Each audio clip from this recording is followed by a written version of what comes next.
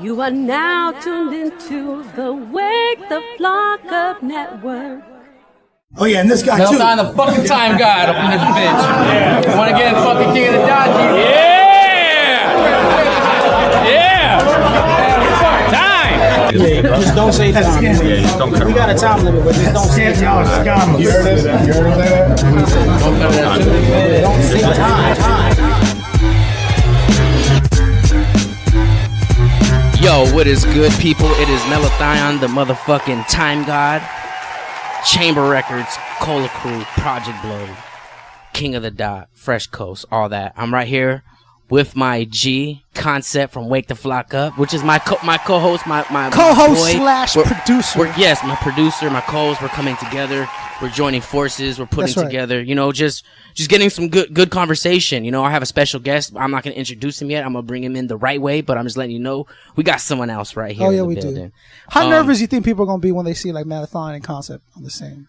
I mean, I think people are going to be taken away. I think people are going to be intrigued. People are going to be excited. They're going to really want to hear, because you're not just an up and comer podcast. You've been killing the game for a bit. You've been 4 years now, bro. Yeah, 4 years. This will be my 5th year doing it. Right, and you've had some of the biggest names. I mean, kind of flex on these people right now. Say some of the big names that you've had on your show.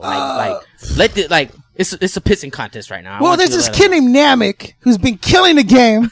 You know what I'm saying? That kid's been bananas dope. Well, dude, like, what do I say? Tech 9, Slug, Evidence, DJ Revolution, GAWDCAST, Planet Asia. Who else we talking about? These are all OGs. Elliot Ness, you know, right. Legendary B-boy. He's been on the show. He shows mad love. Shout out to them. Shout out to Mighty Zulu Kings. Raka, Dolly, Peoples. We've been there. We've been busy. We stay busy because, I feel it's needed, and I feel that the culture is missing. Right. Especially in media, bro. And hip hop media is love-hate relationship when it comes to. And especially for a certain generation, because that generation didn't make the online. It's all Wikipedia and That's a good point. I never thought about it. Okay, yeah. They didn't make that time frame of when everything's online. So it's like now we're giving them that chance. Like, I listen to a lot of different, you know, interviews and things, and I find out a lot of stories of artists that are some of my favorite artists that I knew nothing about. Right. So that's the type of stuff where now these type of shows give those type of MCs at that, you know, even like a DJ Quick, for instance. Right, like, there's probably stories that could have been recorded and put online at this time of age that now he has to tell, and we just have to. This was really like the angle that I approach it is things need to be documented, right? Imagine how many World War II stories you'll never know because that one soldier wasn't asked or blah blah blah. Endless, right? Same thing with hip hop. How many stories does Rakim have that he's never been asked about? Cool G Rap have that he could tell you easily and explain to your Black Thought. How many stories do these kind of cats have? How many questions do we have? The compliments that I get the best aren't really direct compliments. Are the best things are here is I've never been asked that before. I've always wanted to be asked that before, and I've always wanted to tell this story. Right, so I'll get whenever I get those from. Imagine getting that kind of thing from like a GAWDCAST who's been around forever. It's like, oh, dude, no one's ever asked me that before. Right. And they sit there now. They got to be like, oh, that's good. Dude, that's how I know as a journalist, I'm doing a good job. And I know that whatever he's about to say hasn't been said anywhere else. And I'm going to get the exclusive. And that's my way of contributing to hip hop. Right. It's like, this is your way of contributing to hip hop in your new ways and all the ways you've done it already. Right. But let's break it down. Who are you, Malathon? And what have you done? And where do we know you from? That kind of stuff. Okay. This is Meltdown. Shit. Chamber Records. Me doing stuff with Chamber Records, which is myself, Archive, Namek, Spock, Josiah, Dead Flowers, Dicey, who's killing it right now in the EDM, or I don't know, I think that's what you would call it, game. Also from the battle rap world, I was working a lot with fucking King of the Dot, Grind Time back in the days. Throwing a lot of some of the biggest West Coast King of the Dot events, been a part of those. So you probably just see me on YouTube calling time on your favorite battler, you know, a lot of these dudes going overtime. So for people get a visual, I'm sure your fans are hearing this now, but people that are maybe new to you or running into the podcast as people do, you're the dude that's just sliced things and you're like, time, right? I have to call time on them. And if you were to see it, it'd be something like this. Time! And I would do that because I know it's pretty crazy and it's pretty abrasive, but it's because, a lot of people like to go over their time limits, and these time limits are dear to these battlers because they don't want their opponent to get out more ammunition on them than they don't have to. So if it's a time battle, they want that shit to be on point. It serves two purposes. What I've noticed is that you stop the killing. Right. And second, you save somebody from continuing to be killed, right? Like that. So if I'm just destroying this dude, you're like, time. Now the other battle's like, oh fuck, man. Like, all right, let me recoup. Yes. And on the other hand, right, you're like, time, because it's the next dude's up and he's ready to go. Exactly, and that's why I got the time god, because I control, and I don't control it because I don't make the time limits, but at that time I control it. Like I'm actually pressing pause.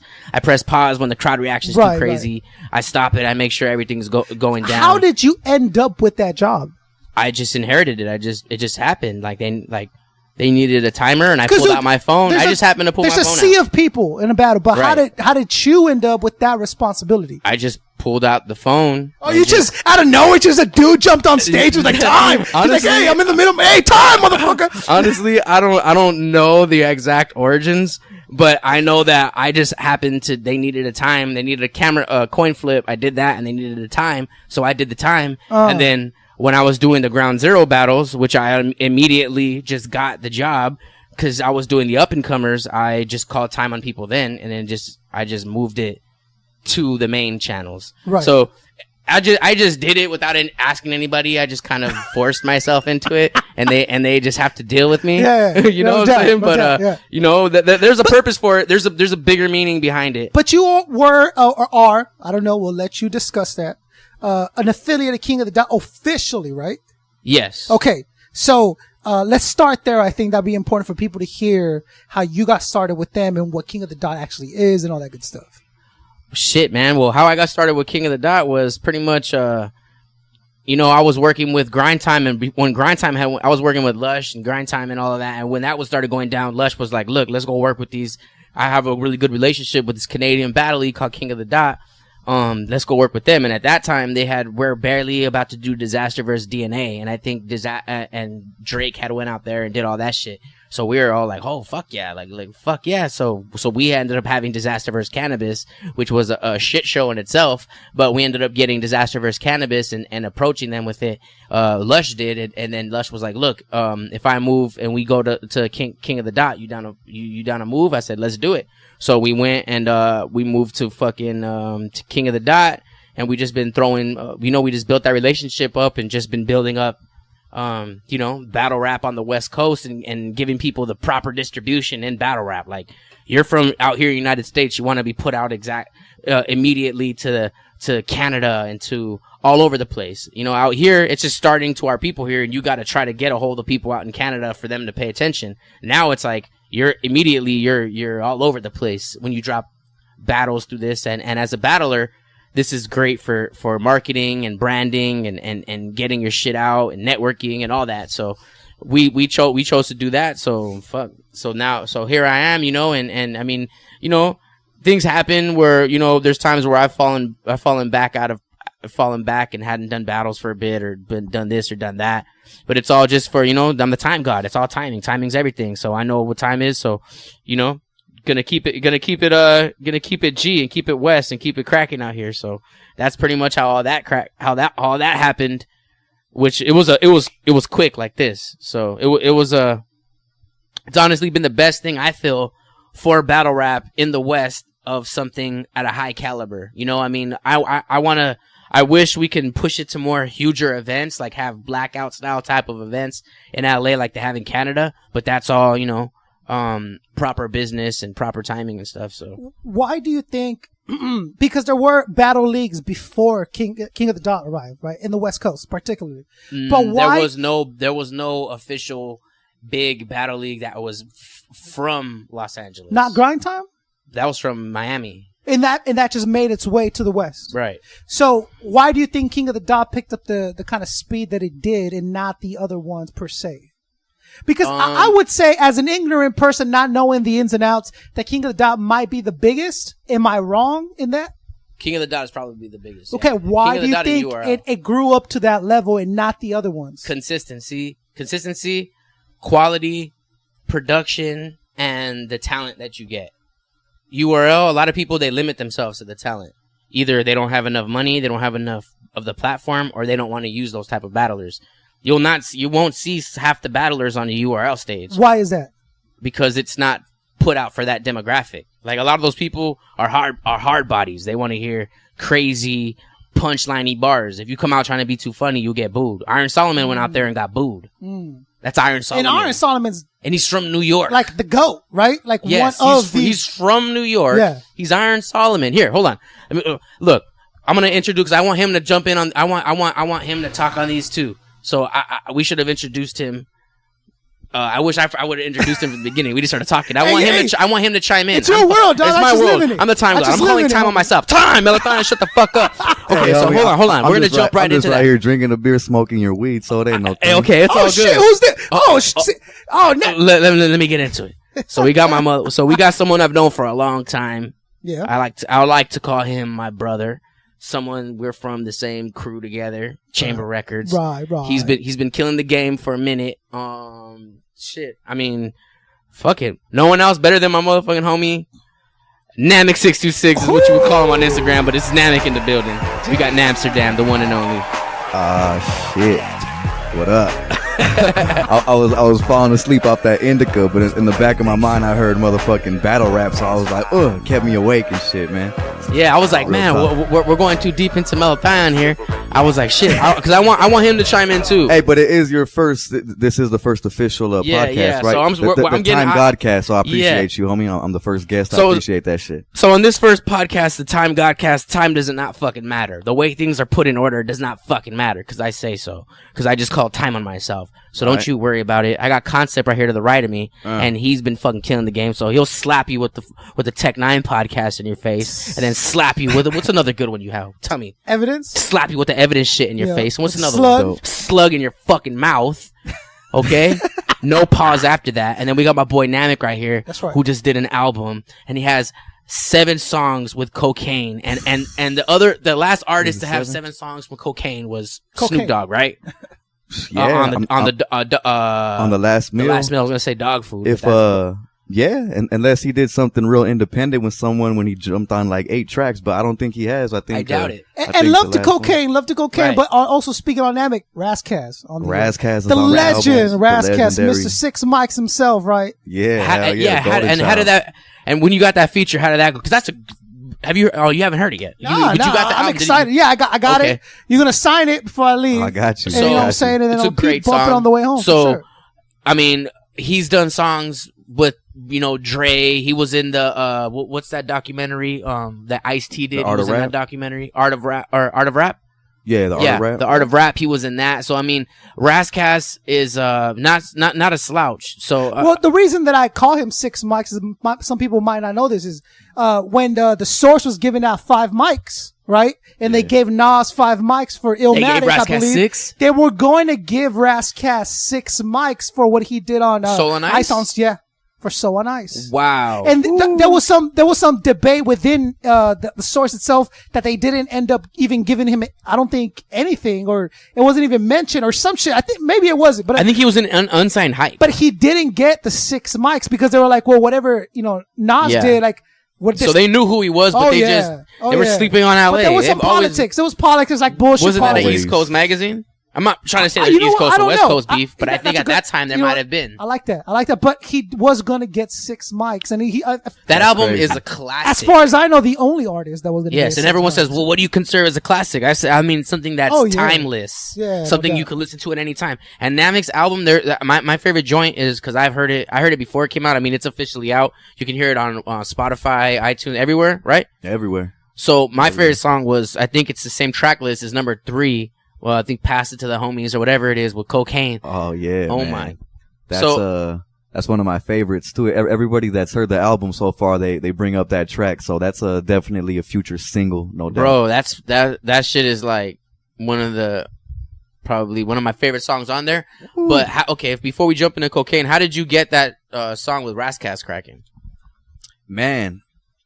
Well, shit, it pretty much started at these rap battles that I was in called Flow and Tell, thrown by the big homie Abstract Rude. Right. And, I won a few of them. And I won 4 in a row. We'll get into it. We're going to get into that. Oh, we're going to get into that. Shit, this guy over here. We'll get into it. You could gloat. I was a 4-peat champ. I got 4 in a row. Okay. And, you'll get your time to gloat on it. We'll bring it up. No one's done that, right? Nah. To this day, no one's done that still. Did you? So, have you? Which one? Who did you lose to? Or you didn't lose at all, right? You just kept. Yeah, you retired, right? I lost the first 2 I entered, and then I won the last 4 I did, and just retired after that type shit. So I won the 7-game series, only 4-2. So let me ask you, why retire though? Did you just feel like, okay, I've proven, I'm done as an artist? I've actually, I came out of retirement. We actually did some shit in Temecula. I was there with you. Was yeah. I? No, I wasn't there with you. I went with you to. No, you left. I think the one I went with you to was in the OC, somewhere pretty far. But I remember you. I don't know, but shout out to Lyraflip because he came out victorious on that one. Oh, okay, I remember that. And but Razkaz hosted it. I mean, he was judging it, and at that time we announced that we got a little collabo cracking and stuff. So I'm gonna go out on a limb and say that politics were involved in that, straight up. Okay. But it's all love, shit. At the end of the day, but that's a good look. Yeah. That's a crazy look. But check it out. It all started from me winning those battles. I'm pretty sure Razkaz judged a couple of those earlier ones too, and he's seen me, man. So at the end of the day, I was just like, "Yo, Razzie, what's good with a collab in the future, homie?" And it was as simple as that, pretty much. And shout out to my homegirl Danny California. Yeah, that's my girl who always she always holds me down. Is she kind of like your manager right now, or? Yeah, she's kind of holding me down with a lot of different things right now, and hopefully we could keep the work. So I don't want to. I don't want to put titles on anybody. My bad. No, but that would be the ultimate goal. She was right. She was down to hold it down like that for me. That's but cool. It's getting to that stage right now. So shout out to Danny. Much love, my girl. Okay, well let's jump right into the I guess the battles right there. So you were in the first one, right? You went to the very first Flow and Tell? Yeah, Flow and Tell 16 bar challenge. Shout out to Destruct. He got that one. And that was straight up all freestyle shit. Like that's when I arrived at the airliner, found out Ab was throwing a 16 off of topics. It was actually freestyles to begin with, wasn't it? Because I think a lot of people entered that and it was freestyling. You could sign up type shit. But if you were like hip on Ab's Facebook account and everything, he would say like 16 bar rap battles. Right. But written shit and give you topics like a month ahead of time. So you kind of had to be up on the Project Blow. I think I went in the wrong way. I think I just was like one day I was freestyled one. Yeah, right? And I almost won too. So I was really like into myself. I was like, I don't need to write I'll say this shit. And I won't mention any names, but Namek knows who I'm talking about. So I was approached by another artist, right? And he's like, "Yo, Consum, we get the interview going or whatever." And he goes, "Oh, I'm gonna do Flow and Tell." And I'm like, dope. I'm like, so you've been practicing or whatever? Names. And he's like, and remember I told you this, and he's like, nah, dude, I'm just gonna go straight freestyle off the dome. And I'm like, dude, that's gonna be, hey, if you can do it, God bless, that's dope. But that's gonna be kind of tough, bro, because you're gonna have like people that are top, they're gonna come at you. And he's like, nah, dude, I'm gonna walk up. And I'm gonna catch the beat, and then I'm gonna deliver the topic, not black. Do you know how many people tell me that they're gonna freestyle? Yeah. At a King of the Dot battle. Yeah. And I'm like, I don't know if you should do that. And they're like, no, I'm gonna freestyle, bro. Like, people think this and that. Bro, and I'm like, unless you're supernatural, like that's not happening. Or a Disaster or someone, then it's not Disaster, happening. I think Disaster. Has Sharon. to write a heavy amount still, though, right? Like, there's, if he is, that's dope. But Disaster, if Diz really, Disaster, right. if Diz really goes and just off the dome everything, that is the most fucking impressive. Disaster is like Disaster memorizes everything in his head. He doesn't write. Okay. But so is it freestyle? But he'll write. Maybe he'll have bars. Like when I seen him. Don't take my word for it, but when I seen him, from what I was observing, he writes a couple punchlines about certain things, and then he goes off on a tangent, just like starts freestyling. But he's just so crazy. Disaster, yeah, shout out Disaster. He's so crazy on how he just has words rhyming. Yeah, he fucking can do it. He's the only person who can go in there and freestyle. 60% of his 60% of his battle. Right. And, well, needless to say, who told me that I got kicked off first round? So it didn't really pay off. And then, Right. and then I hit Namek up and I'm like, bro, Oh, yeah, I remember I hope that. you're ready No, because this dude can do a song and memorize it in like a day. because I'm like, dude, I hope you're ready because Cat said that he's going to do that. He's like, yeah, that's why he's not going to win. He's battled. And that's why he didn't win. He's actually battled on Grind Time, or what was it, King of the Dot or Grind Time? It was Grind Time. I Right. battled on Grind Time. How was that experience? I booked him at Lush's birthday. Yeah, shout out to Mel Thine for that one. Disaster battled Megadeth that night, actually. Oh no, shit! I battled twice. Then I battled 3 times, but the first one and the one that was actually online, because I don't know what happened with the other two. Some bullshit happened with the footage or something. But the one that was online, That was during the first rap apocalypse. Yeah. But yeah, the one online, it was me and some cat Critique at Deja Vu Strip Club, Gentlemen's Club. Critique from San Diego. Shouts out to San Diego. Oceanside. Shouts out to Shout out to Deja Vu, man. shouts out to Reminds me of my shouts out to Deja ex-girlfriend. Vu. Shit. Shouts out to all the gang activity that was happening in the front, and I almost got blasted on, and I had to dump between 2 cars. Shouts out to that. But real quick, just to touch up on that, it was a good experience to be a part of that, the acapella rap battle scene, the Grind Time, the whole written battle scene, and it was different, wasn't it? Yeah, it was dope, man. It was cool to see cats right there, really in the moment, and fortunately, I was victorious that night as well. So, it just really, you were undefeated in battling. It really kept me. We take our L's every now and then, but for the most part, I've been fortunate enough to have the upper hand, dog, and it feels good on me. So.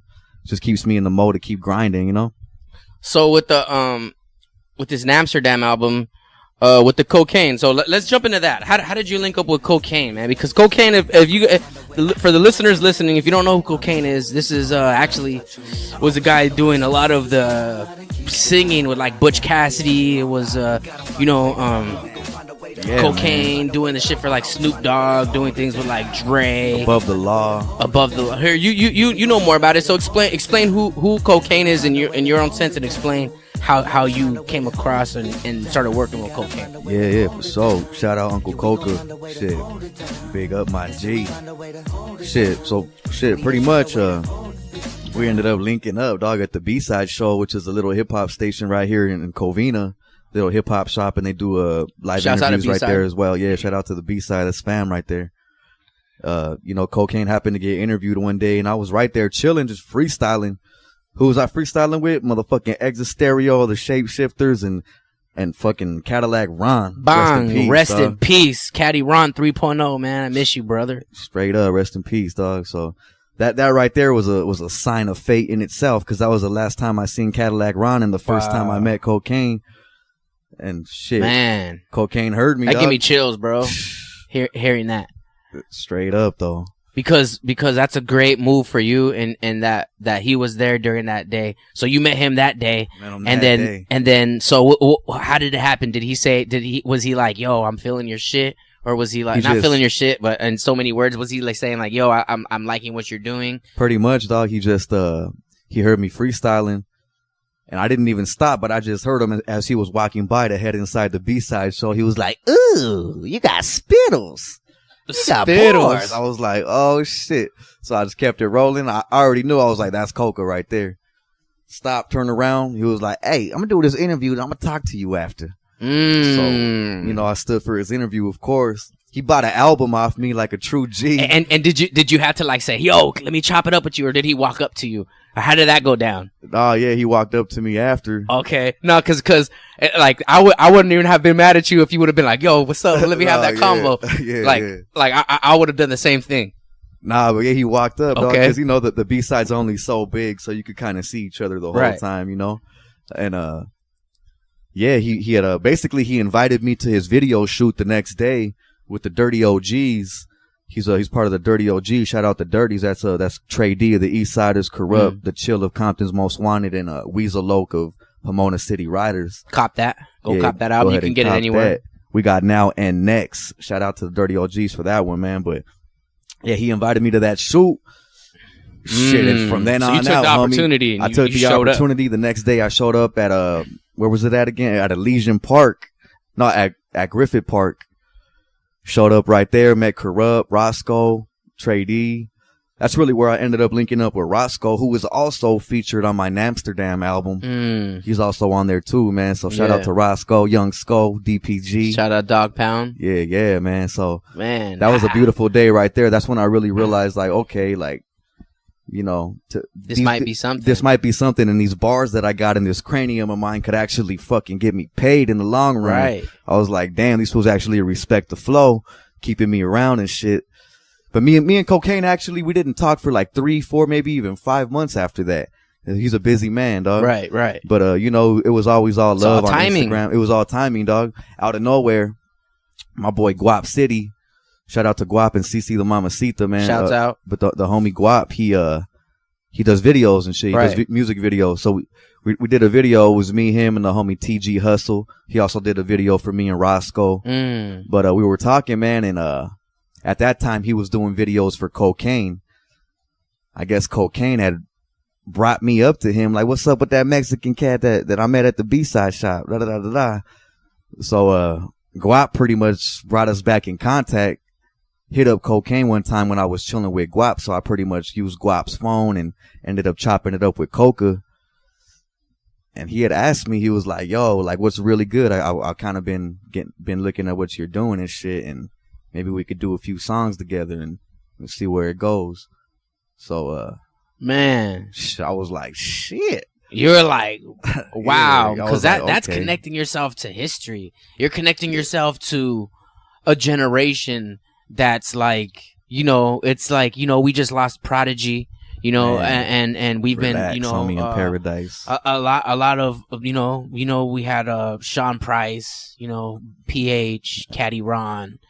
All these cats, Five. You know, Five, so many, man, and so just to be connected to that part of hip hop, just to keep it, bring it in and usher it, and kind of letting people know, like, because you do songs with a lot of people like Wino and Self-Provoke. There's a lot of talent out here, man. But There's a lot what of you're talent. really doing, though, and you probably don't know it, but I'm seeing it and I'm calling it, is that you're connecting people to a generation that they might not be hip to, that they might be listening to, they might be fucking with you and then be like, oh, who's this guy? And then type his name in and be like, oh shit. Yo, hey, real you know talk, what I'm saying? That's kind of what I've been seeing too, and I'm actually very proud of that shit. I'm glad you caught that, because I feel like, well, maybe there is other people doing it, but I don't see them. Well, like, not. I don't feel in our realm. I never really heard of a cat. Maybe Razkaz, but I never heard of a dude, at least in my generation, who's collabed with like Percy P and Cocaine. But the thing is Cocaine is not spitting on your album. He's harmonizing and he's doing some type of things, but he's really adding a different element that it's like, who else are you gonna hit up to get on your shit like that? And for those that don't know who Cocaine is, we never really told you that yet. I'm pretty sure most of y'all let them know who Cocaine but, you know, is. For the most part, Cocaine's an OG, man. Got signed to Eazy-E's label, Ruthless Records, back in like 1990. You know, he came up with Above the Law. I love it. That's what it is. The creators of G-Funk, the innovators and shit, man. So, you know, he's been around since 1990. That's 27 years of creating that G-Funk shit. Classics with Dr. Dre, you know, Snoop Dogg, anybody you could really think of. He's on the new album with Mayor Hawthorne and Jake One, that Tuxedo album. He's on Ab Soul's new shit. He's on a lot of relevant shit still to this day. So it's like, man, like, there was something else that just came out. I think it was something recently, and I think it was a Brother Lynch album. He's on a lot of Brother Lynch shit. Old school Brother Lynch albums. Dude, endless shit. He's on. I think he's even fucked with a lot of. I don't know if Bay Cats. I don't know. I might be. I listen to so much music. E40, Too Short. Right. E40, Too Short. So, you know, pretty much anybody you could think of, he's collab with. So it's a blessing to be from Buddy Boy. That's his label, independent label, been around for a few years now. It's me, him, and his daughter, Anissa Long. She just dropped a video, Strobe Lights, by the way. Go ahead and peep that shit out. Anissa Long on YouTube, man.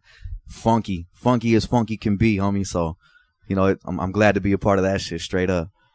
And like, how has the flame for the game turned up since you've put this album out? It's only been out for what? Couple days, not even a week. Yeah. So how was the flame since that day? How has it been turned up? Man, I've been getting a lot of good responses, homie, and I just feel it. You know, I feel it. I've never gotten this many text messages in my life, shit like that. So I'm like, cool. The motherfucking masses are watching, you know. Yeah. I'm glad too, because I really wanted to put it out for a minute, but we held back just to release it on 626 on June 26th to represent the area code. Man, I've been trying to do that for so long. Finally had the perfect opportunity to do so. Drop my shit on 626, man. That's what's up. So, you did. You dropped it on 626, and if people don't know who the 626 is, it's the, you know, like when you call a number 909-323, wherever you're from, 626, that's like what? West Covina, Pasadena. Oh, I don't know about Pasadena. Yeah, hell yeah, it is. Pasadena, West Covina, Covina, all the way to pretty much Pomona is like the beginning of Pomona is still SGV. Yeah, so all the way to like Monterey Shouts out to Park. High Tone. High Tone's killing there. He was just on Sway. He's killing the game right now. He's from Covina. Everybody out here, man. Shit. And the 626 holding it down straight up. Everybody that doesn't get the respect and the credit that they deserve, I'm giving it to you right now. The whole 626 holding that shit down. I'm proud of everybody holding it down properly, man. Let's keep it rolling. So let's jump back. Let's go back a little bit, because now we saw what you have right now. Let's jump back to how you started off and where you began. So I know, you know, I've known you for many years. So let people know the group you used to be with, Infinite Intelligence. Talk about whatever you used to, because we're gonna start from the beginning, from what I know, and just kind of have you expound on it so people can see who you are right now. So the Infinite Intelligence, that's like tight. Break that down. That's tight. It's always been nothing but love, man. I've always wondered what the fuck happened to the homie too, man. The homie Decap, he had bars. Infinite Intelligence, dog. Yes. And this was like when I got out of fucking juvie and shit. I was already rapping, I started rapping like in 7th grade, something like that. Okay. But actually recording on in studios, maybe like around 9th or 10th grade.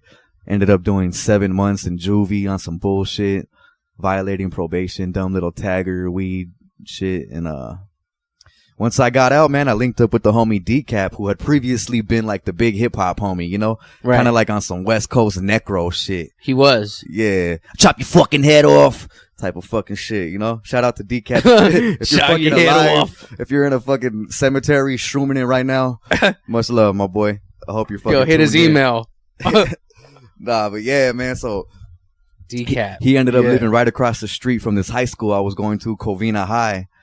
And every day after school, I would go to the liquor store, try to panhandle a fucking bottle of some. Were you spitting Were you already spitting by then? Yeah, I was already getting it in. Right. So I see this fool Decap at the liquor store. He's like, Namek, what up, fool? I ain't seen you in a minute. I'm like, what's up, homie? This fool ends up having a little 8-track in his room in his apartment complex. So we head back over there. Old school 8-track. Yeah, it was a little 8-track and shit. It's analog. Fools don't know about that. Back in the day, shit, man. Okay, so he had the 8-track with Decap.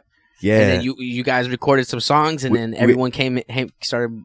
Well, he was already from a group called Double I, Infinite Intelligence, with the big homie Milkman. Shout out to Milkman. Yeah, I know Milkman. That fool gets it in. He's like he's the fucking West Coast Milk version of fucking Raekwon and fucking Ghostface put together, dog, straight up. Yeah, I'll admit, very underrated MC, dog. I'll admit, I was supposed to get on one of his beats, and I ended up losing that CD, and I never did, but it was a fire ass beat, my G.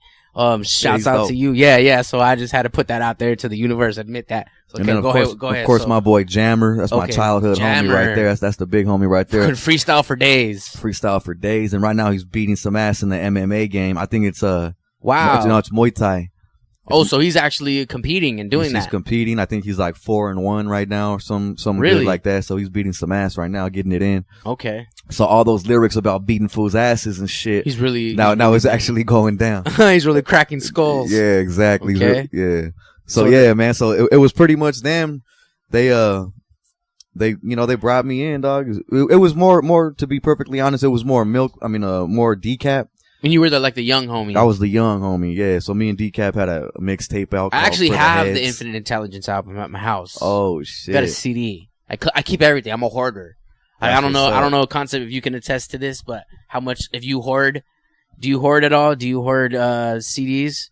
I don't know if I hoard them, but I own a lot of them. Okay. Yeah. See, I hoard CDs, so I remember running into him years ago, and he had his albums. He gave it to me, and I held on to it. Yeah. Not knowing that later on he would be where he's at right now. Yeah. So that's why I love holding on and hoarding shit, because you don't know when someone, you know, I don't know. I guess that's just me. I love hoarding. I don't really have MP3s.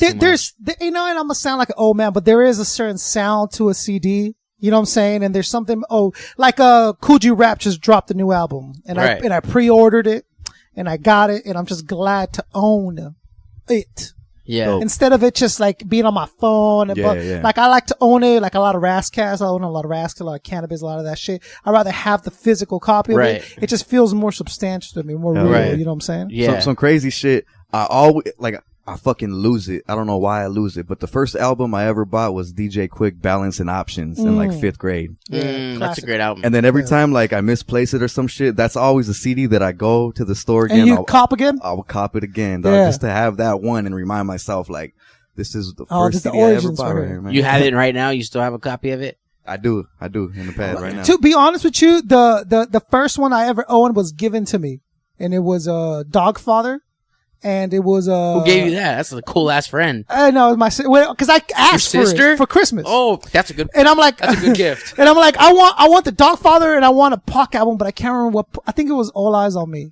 That's what I would. I think it might have been. I was like 10 or 11. I or stole something, it. Right?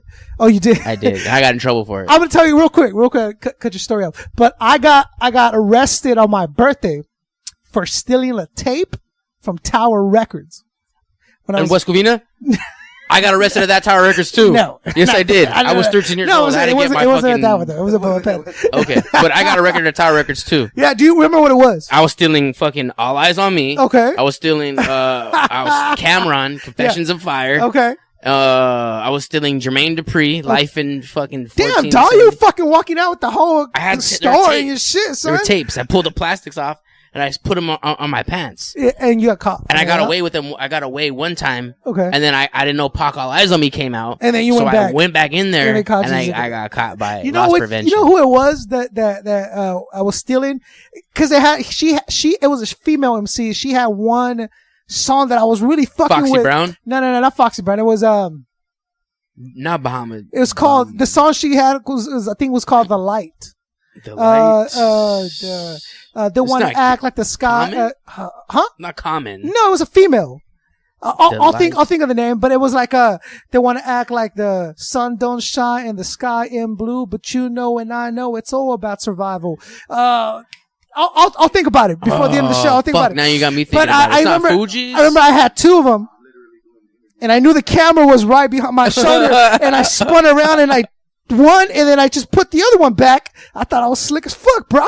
So I walk out and I get a poster and I pay for the poster. And then I walk out and the next thing I hear is like, hey, yo, you gotta stop. I'm like, shit. I got him. Damn, us Mexicans are always Mystic. Mystic. You remember Mystic? Wow. Say that again? Mystique? Was it Mystic? I think it was Mystic. The girl? Yeah, the female. Dude, she's dope. Yeah. This is the life, the life. That album? Yeah. Wow. That shit's out of print. I go to Meatball all the time. Every time I see it there, it has an out of print sticker on it. Yeah. You can't buy that I used to bump the track with her in Planet Asia all the time. Yeah, so that's what I got caught doing. Planet Asia. Wow. Planet Asia's been doing it. I went to dog for a minute. Planet Asia's been around longer than he's people been killing realize, it. dude. He was doing shit with Self Scientific back in the day. Yeah, and he has songs with Guru. Dude, he's worked with. I chopped it up with him a couple times. So okay, so a tape or a titty. A tape. So you're doing a tape. I'm thinking titties now. You're Deja vu again. We were talking about Infinite Intelligence. Oh yeah, my G. I was recording the mixtape with Decapadon, and that went cool. That went real cool, dog. You know. Just through time, I got a little bit older. I ended up dropping like my tagging crew and shit because I really felt the urge just to really keep this MC shit alive. And at that time, there was just like little beefs throughout the city that I didn't even need to be in, dog. You know, the typical stupid ass shit, which I knew like, yo, I'm bigger than this. It ends real. Like it's stupid shit, but it could end real. Yeah, it can end real fucked up. Yeah, right. So it's like, yo, I'm glad I got away from that. Shout out to all the homies from that squad back in the day. Yeah, you don't need to name it or nothing. But yeah, dog. Shout out to Chef Junior and everybody from there. That's what. Shout out to Chef Junior. Get some tacos, man. Start making tacos again, man. Don't leave, man. Nah, real shit. Hey, man. That's my boy. You already know what it that's is. my guy right there. But that, hey, real talk. That brings back memories. Though. That's an old that's some old shit. Little walk down memory lane right there. So then Infinite Intelligence happens, and then Intelligence happens. So I keep making music. Okay. I get a little bit older, and my big homie Idiller. Shout out to Idiller, man. Shout out Hit me Idiller, up, brother. the Mind Thriller, man. I love you, homie. You already know what it is. Let's just keep grinding. Yeah, man. Miss you, bro. He hit me up though. He was like, "Yo, Nammy Nams, I see something in you, dog." Out of nowhere, he just hit you up. You were just doing your nowhere. thing, and then you just get a phone call. What was it? House phones, because we didn't have no cell phones back then. So you got to call on your house phone. He was like, hey, and Namek's mama picks up, and he asks for you. Says, "Hey, Namek's mama is a cool Namek's there. I don't know who Namek is. Oh, Joseph." It took half an hour to dial one number. Right, the roll. And then you messed up. You got to hang up. You got to dial again. Jesus. Like, fuck. Actually called 911. I'm not that old. Shit.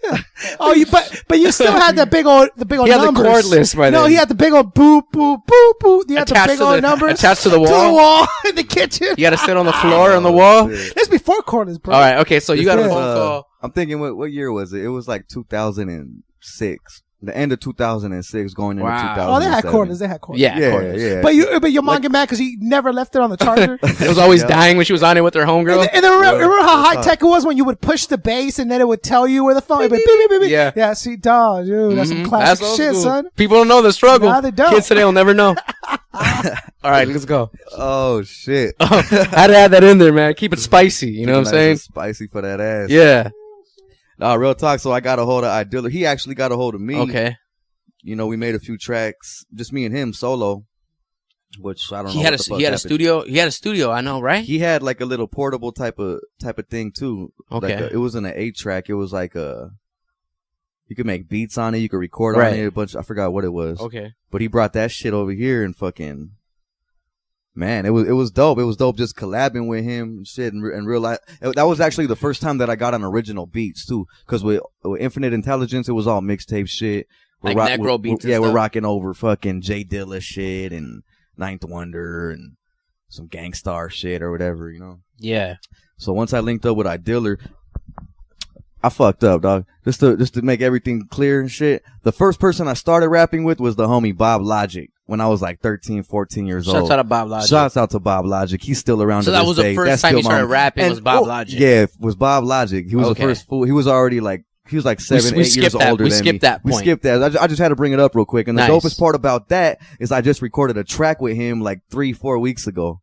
Bob Logic from fucking 14 years old to 28. Full circle now and shit. There you go. So that's good. He's still doing it too. And he followed his dreams. Him and the Time Seeker. Shout out to the Time Seeker. Time Seeker, the Time God. I see you, my boy. That's what it is. So I had to bring that up real quick, dog. But back to the story. Where was I at with Idiller? Yeah. So you recording a couple songs. Recording a couple songs with him. He ends up linking me with his homeboy Kaz. Shouts out to Kaz too. And yeah, that's my boy right there too, man. And together they were concept artists along with the homie Frankie Valentine who made their beats. Shouts out to Frankie V. And yeah, Frankie V. He has a story too. I'll get around. him on the podcast whenever I can. Yes, sir. You should. Okay, so Frankie V, Kaz, Idiller. So that was them three. They were concept artists. Idiller brought me in. I was a little homie. They were like 21. I was 18. And they brought me in, man. We did and ended up doing a couple songs. Those 2 songs evolved into making like an 8-track, 9-track project.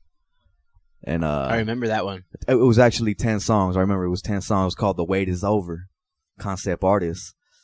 And it was crazy too. It was a crazy little situation because concept artists as solo artists, they were all solo artists under Chamber Records, which is a collective that we're from, me and Melathion. Right. And but it wasn't concept artists as a whole under Chamber Records. It was the solo artists from concept artists are solo artists under Chamber. Yeah, it was a weird that's the way it was. So like once I got a part of concept artists, it was like I wasn't Chamber because I was only concept artist. It was weird. It was because they didn't want it part of Chamber. They wanted to make their moves. Well, real talk too, like Archive and Spock. I think you too, fucker. At first you didn't want me to be a part of the crew. So fuck you, Wesley. No. I mean that was on some younger. No, I know. Infinite Intelligence days, and that was a part of the story. So that was a story. He had to prove himself. Was that the mentality you had? Much, right? No, well, it was a prove himself, but Because he should, right? Anybody should. yeah. No, he should. But at the end of the day, like, you know, me and Namek didn't really meet on we didn't like we. Yeah, I kind of forgot to mention that actually. Yeah, we didn't really meet on the best terms, you know. So when we met, it was more. We'll come back to that story. Yeah, it was just more just like, you know, I don't. You I would fucked drink this at the bitch time. or vice versa. No, I get it. Not even like okay, that. okay. No, that's crazy. Like, no, but it's more just like, you know, I don't drink. So when I don't know somebody and someone would be drunk, or something, I wouldn't know. And so, like, their homies, I see. Like, I would know, but then I wouldn't know how those people would be. And then this fool gets drunk. I love Namek to death. No pause. Yes, no pause at all on that shit. That's my fucking guy. I don't give a shit. Right. But at the end of the day, you know, I was just like, what the fuck? Like, he was kind of drunk, you know, and I didn't know it. So then when, you know, there was like, it was just something that I just didn't want. If someone was going to be super drunk all the time, and even half my homies get super drunk, but I was just like, well, fuck, my homeboys are already fucking crazy enough as it is. And then me and Namek kind of, need this guy. Me and Namek were we kind of, you know, it was on, we were just kind of not feeling each other on some crazy shit, you know, but it was on some backyard party. You look at me wrong, I look at you wrong, whatever. Right. And the guys, like, don't get me wrong, the guys that were with Infinite Intelligence, like, homeboys doing Muay Thai, fucking dudes up. Like, those dudes were really with the shits, you know, like they were out there, like they weren't no, you know, pushovers. So with them, it was more just like, you know, we're all fucking full of testosterone, young fools are all drunk. I just didn't like how they approached me one time, and then I was just like, nah, fuck that, you know. Real talk, there was a fucking rumble at Whittier Narrows Park. Okay, so you want to talk about it? I was on one side, this fool was on the other side, and I wasn't in the rumble. I had nothing to do with the rumble. This fool just had some homies who backed him up the right way, and they happened to be deep. My homies at the time weren't as deep, but I wasn't gonna let my boys get jumped. Right. So I fucking kind of got jumped with them, and you know that's kind of how that went. So it was like a little bit of beef. Right I have my side. I didn't even know who those fools were. Oh, that's the thing. So this is exclusive on the podcast. Is that those dudes? I was freestyling with my guy, and then they started freestyling with us. My homeboy said something to him about being Opie. He looked really white, so he said something to him, and he's like, "Don't get racial." Decap. And then we were like, "Nah." And Namek's like, "Nah, it ain't even like that." And then right when there was a bunch of baldies, and it was at Lake. So it was like where there was like lowriders and a bunch of shit there. And then they just so happened that one of my homeboys knew this whole fucking gang and fucking crew that was there, and was just like, those two, he didn't know who Namek was at the time. Those two little dudes out there are my homeboys, cause I'm short, you know, a lot of motherfuckers know that shit. Me and my boy, we're short. My boy Dialect, he was like, those two dudes are my homies, don't do nothing to them. So then when I'm right there, this whole shit happens, and I'm like, nah, man, we're just battling. This guy was getting angry about it, and I'm trying to explain myself, and then this dude was just like, nah, homie, you like if those are your homeboys? I'm like, yeah. He goes, get the fuck out of here. And I'm like, psh. I walk to the side, and then that's when, you know, the crews and all that shit starts getting into play, and then they start fighting. But at any time, I didn't even know who these dudes were. At any time, I could have gotten stomped out. It just so happened that I just walked away because I was like, you know, and I'm not with that type of whole.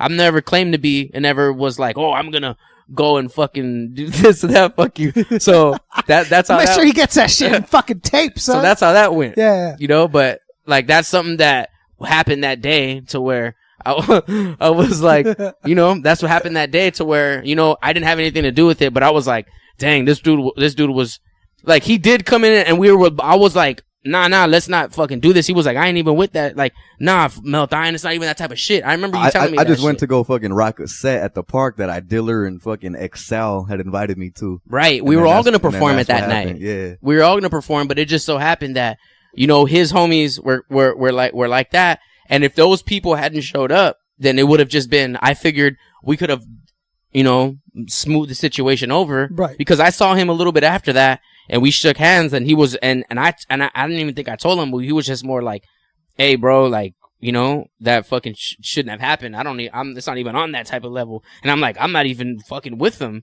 but it's all good. And we shook hands, and we went and freestyled in the front. So that was something that happened that I never was proud of.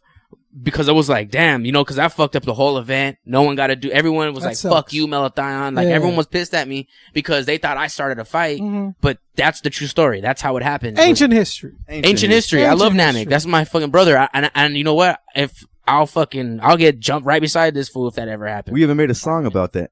So I'll fucking catch a fade for this fool. I'll get jumped and be right next to this cat. So this is like, I've learned that, you know, sometimes you meet some of your good friends. I mean, we don't fucking chop it up every single day. I ain't texting this fool saying, where are you at? And fucking, I love you every day, but he knows it. You know what I'm saying? Yeah, This fool, yeah. and it's like, you meet some of your good friends in crazy circumstances because you both know you're both down to, you know, we went down on hip hop form. Like, I didn't get down and fight, but you know, it was just a crazy fucking day. Hey, we ended up making a song out of that shit that never got released. Remember that? Oh yeah, we did. I don't know what happened to it. I think it was on Frankie V's a Spock computer beat back in the day. So that dope. was where I was like, hey, this guy is fucking, you know, he gets too twisted. Like, I don't want those guys around what we have at Chamber because we worked so hard to build this. And it wasn't Namek, it was who he had around him. But then it was like, nah, I left it. I'm fucking coming into concept artist. And then I said, well, fuck it. He can get in Chamber I haven't never heard his music because I was so turned off by that day. And I say, hey, if you rip it, we had a show at LA Cool. And I say, if you rip it, bro, like, I never really got the chance to know you. Everyone likes you. Like, I've just been fucking like, fuck you. Like, I pretty much admitted that I've been wrong on keeping them out. And I was like, if you rip it tonight, I'm down to be like, I'm down for it, you know. And he fucking killed it. He was concept artist. They murdered it. They did. I think they even did 626 and what? Did you guys do that one at that time? Shit, probably. They murdered it, bro. And I was just like, they had Frankie beats and they were killing it. I was like, bro, welcome. And then that was it. And then ever since then, like, you know, it was kind of weird. And then it just took fucking couple years to where I was like, dang, this fool lives right on the corner from me. And then we just started kicking it and hanging out. And then but I don't think he ever knew that I didn't have anything to do with that shit. That I don't. Oh yeah, Dick. I knew. You knew? Well, I knew we talked about it and everything. Oh, like we did, that. but I don't know if really you ain't remembered. shit. And I talked to Dialect about all that shit, everything. Because those were rock. Man, I'm not gonna say whose homies they were, but those were. I was even talking to I'm gonna rhyme it. Chop them. Those were his homies. Dog. I was even rocking with the fool that fucking hit me with the Corona bottle. He passed away, but I ended up chilling with his younger brother years later, and I put two and two together and everything. So it's like, you know, his brother apologized. And it was like on that. some hood shit because you guys did look a little like gangbangers, a little bit like your shirt, the homies. Shout out to the owner of the homies though, man. I had a chance to chop it up with him real quick at my album release party. And hopefully we could do some business in the future, Dude, man. I got to see a little Namek. Man, They're actually homie making one, figurine, right? I bro. don't know. Like, Maybe. shit, we might talk. We might have some talks going on, some conversations. That's in it. the I'll future. own that. Look I'll at put that. Yeah, Okay, yeah, so that's tight. so then that happens. You know, that's an unreleased story. You guys got Yeah. that here. I never wanted to talk about it. I wasn't even gonna talk about it. You Oh, know, it's I all know. good. That's what's up. It is what it is. But we Um, got to know Namek. And to Yeah. get to know who he is as And an the artist, young and one. Right. collective, and all that good stuff. Right. We do have some topics that I know you've been wanting to talk about. Well, I want to. We'll get into the topics. Okay. You want to keep going? You don't want to talk about No, I'm saying we could keep going. It's like time limit wise, whatever. Okay. So then we had So now concept artist is said and done, and then you get it, and then you get it in the chamber, and then The whole chamber thing has been marvelous. You know, that's just branded on me for life. Because that shit was it's nothing but good times and good relationships, good motherfuckers from there. I'm glad that we don't accept like everybody that wants to be from chamber. It's not Right. as easy as fucking getting in. Like, okay, you're a street soldier now. You go ahead and put in that street work. Like, nah, like this shit takes some boot camp. it type is. shit. It is a collective It's a of collective. very dope, family. very dope artists. Yeah, it's fam bam. Dog. It's family, And but we're you know all how they dope. say never mix family and business. We're a family that can mix business with it Yeah. because we all respect each other and what each other does. The thing that I realize with business is like if the business goes well and everybody has good intentions, business becomes family. Right. You know what I'm saying? I don't think it works very well the other way. Like, No. you know what I'm saying? Yeah, but I think yeah. once you really have the same mentality of where you guys want to go together, that just builds a bond like you guys here. You know what I'm saying? And I'm sure Spock and, like- everybody else. And what I like about chamber is that we could all hold it down, whether it be like not even with rapping, like you say, MC might have other trades and shit, other Right, sources of income right. that could maybe invest in our MC shit, and like we could all hold it down on our own right now. Right. Singing, Com- EDM, yeah, all compared to that like shit. 2007 to now, like we're all still right here. We're all still down with each other and shit. So you know, it's a Dope, good feeling. dope. Hell yeah. So then, The chamber thing went down though, and that only evolved to better things. Ended up linking up with Abstract Rude and Keep the Feel. that's what I was just about to get into. So And, go ahead and just talk. You could talk on the Keep the Feel, and then go right. And then you've already talked about Buddy Boy. So just Yeah, go yeah. and talk about Keep the Feel. Oh, yeah, for sure. And Abstract Rude, like, cause that like one, I remember hearing that is one of your favorite MCs. So how does it feel to be fucking Yeah. working and be alongside with one of your favorite MCs? That shit's tight, man. I'm already used to it. Like that's my boy already, so it's kind of like that's Abby, dog. Like that's the OG. It's my boy. It's the OG. But like when I really deep, like think about it deep down inside, I'm like, damn. To this day, I'm still Yeah. like, damn. Yeah, no doubt. That's fucking Abstract Yeah, Rude, dog. the little bit of opportunities that I've gotten to work with Ab, like we had a radio show and blah, Right. blah, blah, blah. But and now he'll just text That's right. me. You guys did do the Flow and Tell radio. Yeah, okay, no okay, doubt. yeah. And then he'll be like, "Hey, can you come cover this event?" And if I got the opportunity, Abs know that I'll be there. Right. If I can do it, if Word. I don't have anything I booked or something, then I'll go. Like I did the 20-year anniversary of. Oh, Yeah. I did that, and that dude, I was That was dope. dumbfounded, no can do, and blah blah blank. You know, Yes. that was super dope. But it is weird going from paint, going from the battle axe war. I'm talking about like Yeah, back dude. Abs to like shaking hands, and he's texting you now, and like it is a strange for me. It is. I'm still very humbled by it. Namek has way more of a in-depth Right. relationship with Abs, so I can't even imagine. But you did work with him on numerous shows. Oh yeah, and I consider him a friend, you Right. know, and But yeah, this and is a. I'll text him some bullshit and he'll laugh at it or whatever. But Yeah. I'm not pretending Right, to be right. anywhere near like Namek No. and Abs is. But for me, it is still very like, oh shit, Abs Rude's texting me. No, Hold on. it's something dope Yes. because with him even being connected and me going on the road with him a couple times, it was something that was like, it was dope just to experience that. I mean, it wasn't anything that was like, short of what I like. It just felt right to be going on the road with just someone who is, an OG, a pioneer sure, in the man. game. He was so young when he started to be evolved to where he is now. He was like, what, 16? And I 15? think that's why people So, yeah. people need to Yeah. give. People need to realize that the stuff is special. Someone that can recognize that early in their life what they're meant to do. That's a special person. And Well- for Abstract Rude to just be like, "Hey, yo, dude, you're dope. Let's reach out or let's Right, build." right, blah blah right. blah. Because that's what happened with me. He called me out of nowhere, and I don't know how he got my number. To be honest with you, no bullshit. I was eating at a restaurant, and he's like, "Hey, yo, Abstract Rude wants to do a podcast with you. Do you want to talk to him?" And it was, oh, you know who it was? It was she owns an art shop down by the shop. She used to own the shop that I met her through some bullshit. Blah, blah, blah. B-side shop? No. She owned Basement? like a line gallery. Yeah. And I ran into her through a homie, and she's like, "Hey, yo, Abstract Rude likes your show. He wants to know if you want to do a podcast. Do you want to talk to him?" I'm like, "Cool, Abstract Rude." I'm like, "Yes, I want to talk to." So, you know, and he's like, "Hey, yo, I like the show, and I want to think we can Right. do it." And dude, I was outside like, "Oh, shit, Abstract Rude's on the phone. Yeah, I'm gonna do it. That's, But- I mean, there's certain Yeah. MCs that give you an ACL, Abstract Rude being one of them, that you're like, holy shit. Yeah. Whatever they say. AC Alone, who I've never met, who I've been a huge fan of. I mean, superhuman hip hop head, bro. Like, I bumped that Right. still, you know? Who I've never met, like, those are the kind of dudes, like, I'm still very much intimidated, bro. Like, I'm sitting at the 20-year reunion, I'm just like, oh shit, that's Bus Driver. Oh shit, that's AC Alone. Yeah. Oh shit, you know what I'm saying? Like, I'm still very much a little hip hop head in my heart, you know? I'm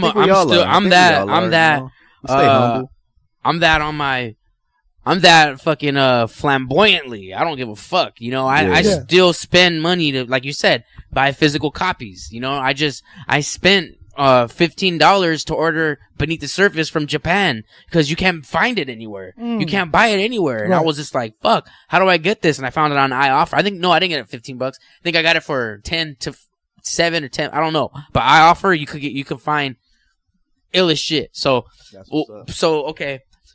I don't know where I was going with that story. No, I interrupt. That was my fault. I just, No. No, That's but what this is that's for. dope. Like, we're all chopping it So up. Like, the whole Abby Rude jump thing, in as much as you want, bro. Cool, appreciate and then it. even going on tour with Ab and shit, man, just learning more, because that was like technically the first time I went on an out of state tour was with Ab Rude. We hit like Texas, Arizona, New Mexico, and Vegas and shit. Right. But yeah, just learning with him, man, and little things, man, little things that he's taught me that which I really took into consideration. Just one off the top of my dome. This is the gym. This is one of the gyms he taught you. Him just saying simple as your best ability is your availability. Just that in a sense is like, that's real talk, man. I could be out getting fucked up, getting all faded and shit, or I could be chilling, ready for something to pop off, and once it pops off, I'm fucking there with the quickness. Or be sitting here getting busy, done like you've been done. That's what I mean by chilling. Let's get into this. The Open Eye Studio. Open Eye Studios. How the fuck did this happen, bro? We're here right people now. don't understand, let me explain this to you where we're at. We're in, I'm not going to tell you where we're at. We're in a disclosed location where, where it's fucking at, where it goes down. I'm not going to tell you where, but it's somewhere in the vicinity of the world. So we're in a dope, we're on planet Earth. Let me just say that. We're in a studio. Yes. We're in a studio that Namek and his dad and a couple other friends have built with their bare hands. It was once another type of storage facility, and now it is recording, and it looks beautiful. The walls are burgundy. Some of the trim is gray, like ash gray with black trimming, and they got a soda machine, vending machine in here that dispenses. I'm not gonna tell you what it dispenses because this is fucking all hours. We getting it in out here, and then we got a dope ass recording studio, a dope big mic booth that you can fit a band in there practically and record. Hardwood floors. So tell me, how did this go down, and promote it? Give it a plug. Tell us what you do and shit. We all got it in. We all believed in each other. My boy Frankie V came down, really wanted to be the official engineer right here, and we all put our minds to it, realized what we could do, and ended up building this shit, man. So now it's here.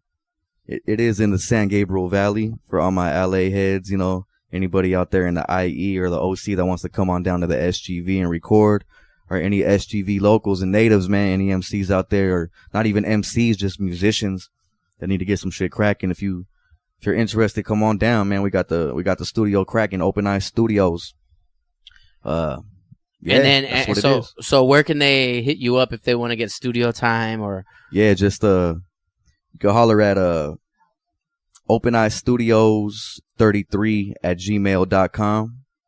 You could also, just to hear the quality of everything that we done, if you really want to hear the quality by Namsterdam. Yeah, cop the album Namsterdam right now on iTunes, Amazon, Google Play. Peep it out on Spotify. It's on Shazam, Napster, everything you could really think of it's on. Or you could just straight up download the physical copy, like we were talking about earlier. Having something physical in your hands is always something marvelous. So if you want the physical, go ahead and cop that on namek.bigcartel.com right now. Man, go ahead and cop that. So now this is the time of the show where we're gonna get into the topics, right? Let's get into these topics. You have some topics too, Concept? What's up with it? I do, but let's see what you got. And then because we might clash. This is my first thing. You give me one, I'll give you one. Blah blah blah. I really don't have any really good. I didn't really understand. I just wrote a bunch of questions and was gonna build my topics this way. So my first topic, I don't know if this is even a good topic, but how the fuck did you feel about this fucking Tupac movie? Woo, man. Is that a topic? That's a good topic. No, I really. I didn't know. All eyes on topics. me. Semi-documentary-ish style, kind of in the same field as NWA, right? So it's kind of that kind of vibe, and people don't know the movie we're speaking about. I seen it the night it came out. And shit, I really don't have. No. I mean, because be honest, you're torn. You're obviously like. Okay, so let's start off easy. What didn't you like about it? What didn't I like about it? Right? That's the easiest way to sum it. Well, there's obviously stuff on his mind. I'm gonna contradict myself because it's only a 2-hour movie. Yeah, there's only 2.5. Still, there's only so much you could fucking mention in 2.5 hours. Right. So I guess what I don't like about it, because it's only 2.5 hours, some of the scenes are like too quick. And it just moves on to the next, like real quick. I'm just saying. But besides shit like little things like that, I like the fact that they mention like the MC New York thing, the origins, or most of it. Like a lot of people out here don't even know that Tupac's name was MC New York. Or that he was from the East Coast to begin with. He was born there. Right. Yeah. So it's like I respect that like a motherfucker. So that's you like dope. that, and you did the whole Shock G thing is dope. The digital underground thing. They have to bring that up. Right. But they don't bring up like Mo Preem or anything like that, or I don't know. Yeah. You know, they don't bring in none of that type shit. But you know what I really like? Obviously, I am fucking with these cats and you know the whole cocaine G-Funk thing. I love when I seen the dog pound right there, and just the logo on the Dash shirt and just the whole dog pound essence in the studio. I was like, and you feel dope. good, right? Because That's it's like surrounding you, kind of like you're an extension to that. Like you're brought into that, you know. That little family tree line, you can trace yourself back to the roots in a real way, you know. So that's dope. So in all sense, did you or did you not like the movie? Like, would you buy if you had a chance to buy it? Would you buy it, or would you be like, eh? Yeah, I'll buy it.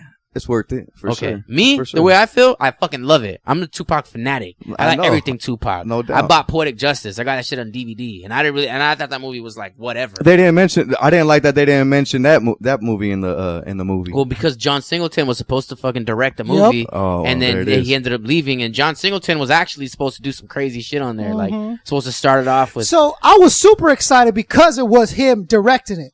And, not to boast, but I had the writer of the NWA movie on my show, and he was excited. Who was that? Okay, so the night before the Oscars, I had this cat, and his name was Leaf Savage. And Lee Savage. And, Lee Savage he composed, like he wrote the script. Wow. For the NWA movie.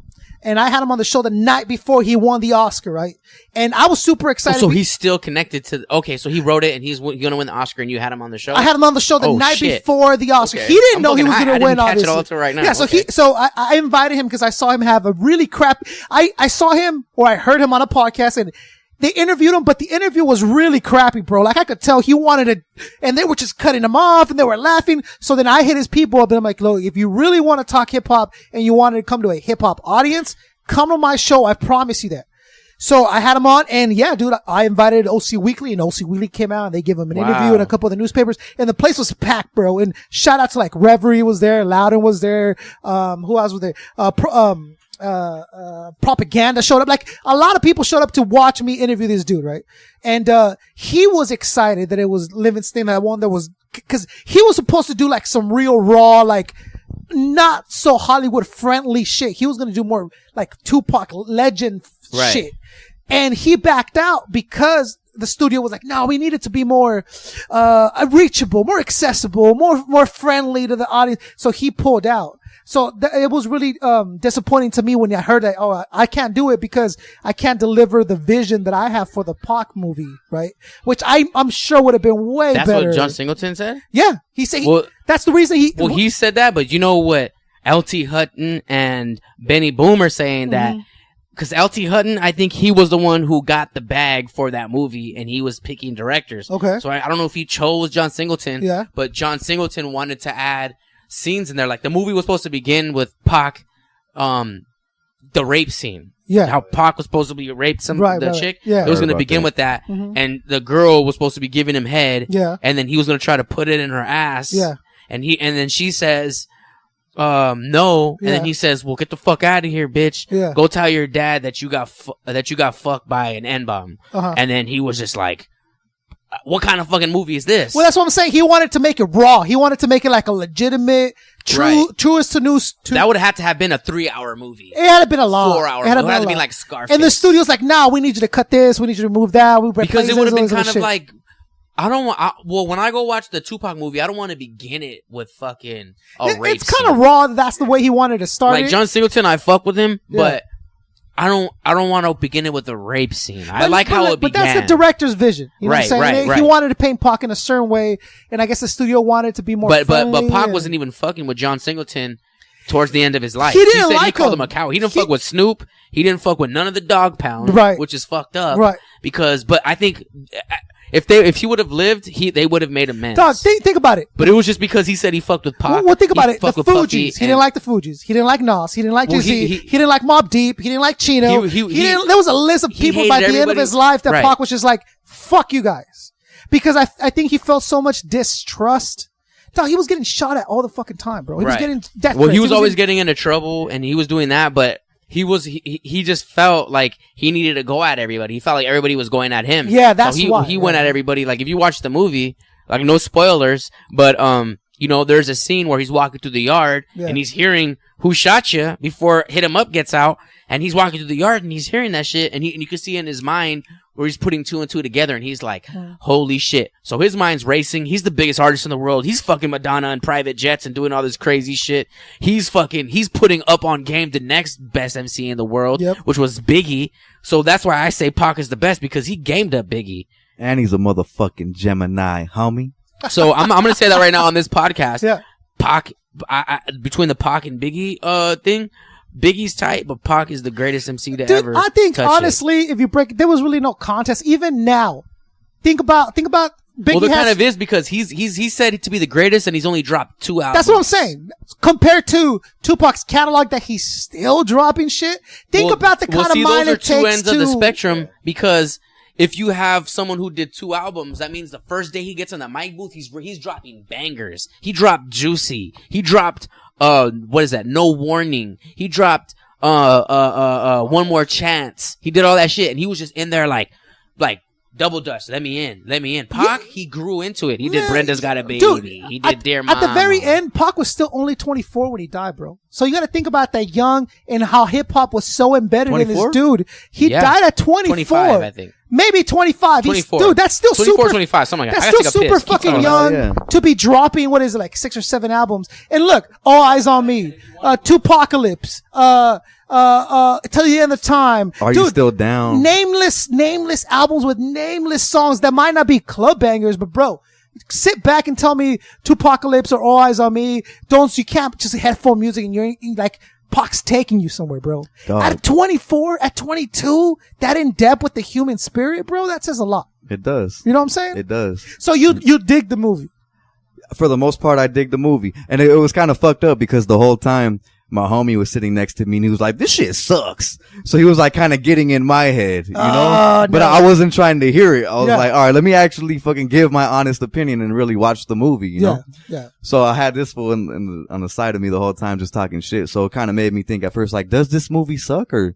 No, it doesn't. It's good. Or am I just such a fan that I see it through rose-colored eyes type shit? Right? No, well, check it out though. Malathion knows we have debates. Well, I admit I'm not the biggest Tupac fan. Right. I give him all the respect in the world for the shit that he's done. Right. But for everybody just to say like he's the best ever and all that shit, that's when I'm like, yo, chill, just chill. Yeah, just chill. like lyrically, he isn't the best ever, but what he brought to the game and what he was talking about and what he accomplished in such a little time, that's what makes him the best. Substance wise, no one will ever deepness, no one will ever come to dude, that. there'll never be another Dear Mama. There'll never be another Brenda's Baby. Because the first thing you're gonna think is Dear Mama. I'm saying is there won't be an artist that in tune with their own self, I think. And even now, like, another topic that I want to get into is I haven't heard it all. But the one thing that I'm hearing about this new Jay-Z album is like, oh, this is Jay-Z mature. This is Jay-Z. I'm like, he's 45, bro. How long did it fucking take him to mature? Okay, now you're giving, oh, this is Jay-Z on another, bro, he's almost 50. Really? It took him this many years? You give me that shit. They just have to talk about something. But fuck that, bro. Yeah. Like, I like dude, Jay-Z. To me, Jay-Z is the most overrated of all fucking time. He is, and he wouldn't be where he's at if Biggie was still alive. If Big L was around, forget it. Because Big L was gonna be Jay-Z. Started his own label, he was doing his own clothing line. He was Big L would have been Jay-Z if Jay-Z had not. Took him out in that radio freestyle, I think, too. Dude, like a motherfucker. People debate me. I'm like, bro, you can't tell me Big L didn't have a way better performance. You know, DMX and Jay-Z battled for like 2-3 hours straight. Yeah. And then they said that DMX took it, supposedly. So this is all this other shit that maybe insiders. DMX is the next greatest. Tupac and DMX. That insiders know that most public might not know about the DMX battle, about the Big L shit, about the Tupac beat, about all this other shit that people might not know, right? That kind of, I go like, bro, but please, man, you can't tell me Jay-Z's better than Black Thought. You can't tell me Jay-Z's better than Nas. Hell no. You can't tell me Jay-Z's better than name Busta Rhymes, Method Man. You can, dude, I can But go you know down how the people list of do it, who though? he's just not better than. Do you know how people do it though? They base it on who's had the most #1 records, And what? who's got the baddest bitches, who's done this, and that's how people base it on. That's how a lot of people base their knowledge on hip hop on. But to Okay, me, well I then base you it gotta on- say Eminem's the best of all time then. If you're gonna go by numbers, then Eminem outsold everybody. Oh, who's outsold even Jay-Z without by like 20 or 50, like even 30 without million. even without Yeah. it, he has so much pop complex because he can make you laugh, cry, fucking want to throw up, want to slap someone, all in the same album. Yep. And that's why Pac was the greatest.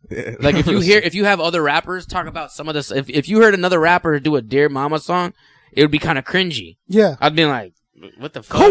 Who would you allow to, as a listener, be like, oh, I want to hear a Dear Mama song from Ludacris. Yeah. I want to hear a Dear Mama song from, Juvenile. Lynch. Juvenile. Like, get out of here, Brother bro. Lynch. But if you go, Pac is going to do Dear Mama and then hit him up, like, oh, well, He can do it. Dude, that's- and then toss it up. that's his personality. That's the Then kind why- of dude. You know why though? Why? Because he's a motherfucking Gemini. Because he's a Gemini. So a motherfucking and you're a Gemini too, right? Yes, sir. It's all about Sagittarius, but all right. All right, I'll let that slide. Okay. Pisces. No, so we went from the Pac movie, which is, we agree you liked it. You digged it. I liked I've seen the bootleg. I want to see the actual I saw the movie. bootleg, too. I'm going to go catch that. Yo, I tried to watch that shit right here, Yeah. and that shit went. Beep! Your computer has a virus. Oh. You right looked now. on the wrong one. What gotta website you type going in, to, bro? You gotta type in All Eyes on Me, Put Locker. Always go to Put Locker. Let me watch this. 1, 2, 3 .ch. movies, bro. That's And all then, I and then fuck they with. wouldn't even let me do it on Fire Stick. No, you gotta go on Put Locker. Put Locker is the easiest one because they have their own pages dedicated to it. All right, so we like the Pac movie. JC sucks. We can all agree on that. I like Jay-Z. I like Reasonable Doubt, and I like the Blueprint. I like the late '90s shit that he did with fucking Timbaland. That's Blueprint. Okay, So I the like that Blueprint, type of shit. His like there's like the album Reasonable Doubt, great. You never heard it? Hey, look, you're gonna Look at me, Papa. Look, I'm gonna if I was to ever push if you were to ever hear any Jay-Z CD, Yeah. so that could possibly Reasonable change your Doubt. mind. Reasonable All right, Doubt. I'm going to do this and I'm going to say it right here. Oh, I'm going to go home and I'm going to download them and listen to the entire Jay-Z album so Reasonable that I Doubt. can have some gravity. But I'll say this. I've on purpose gone my entire life without listening to a Jay-Z album because I've listened to enough Jay-Z songs to know that I don't like him. So Right. I don't need to used hear a be whole that- I album. used to be that way. But because of those, I think I'm going to fuck with it. I'm going to go do that. Yes. But dog, I've The other known one, enough too, Jay-Z to know look, that I'm not with the Reasonable Doubt. And if you're fucking with that, Yeah.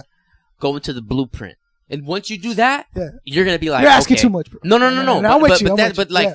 if you don't even dig the Reasonable Doubt, don't even care about the Blueprint. But Okay. if you're like, this is actually pretty So tight. Reasonable Doubt.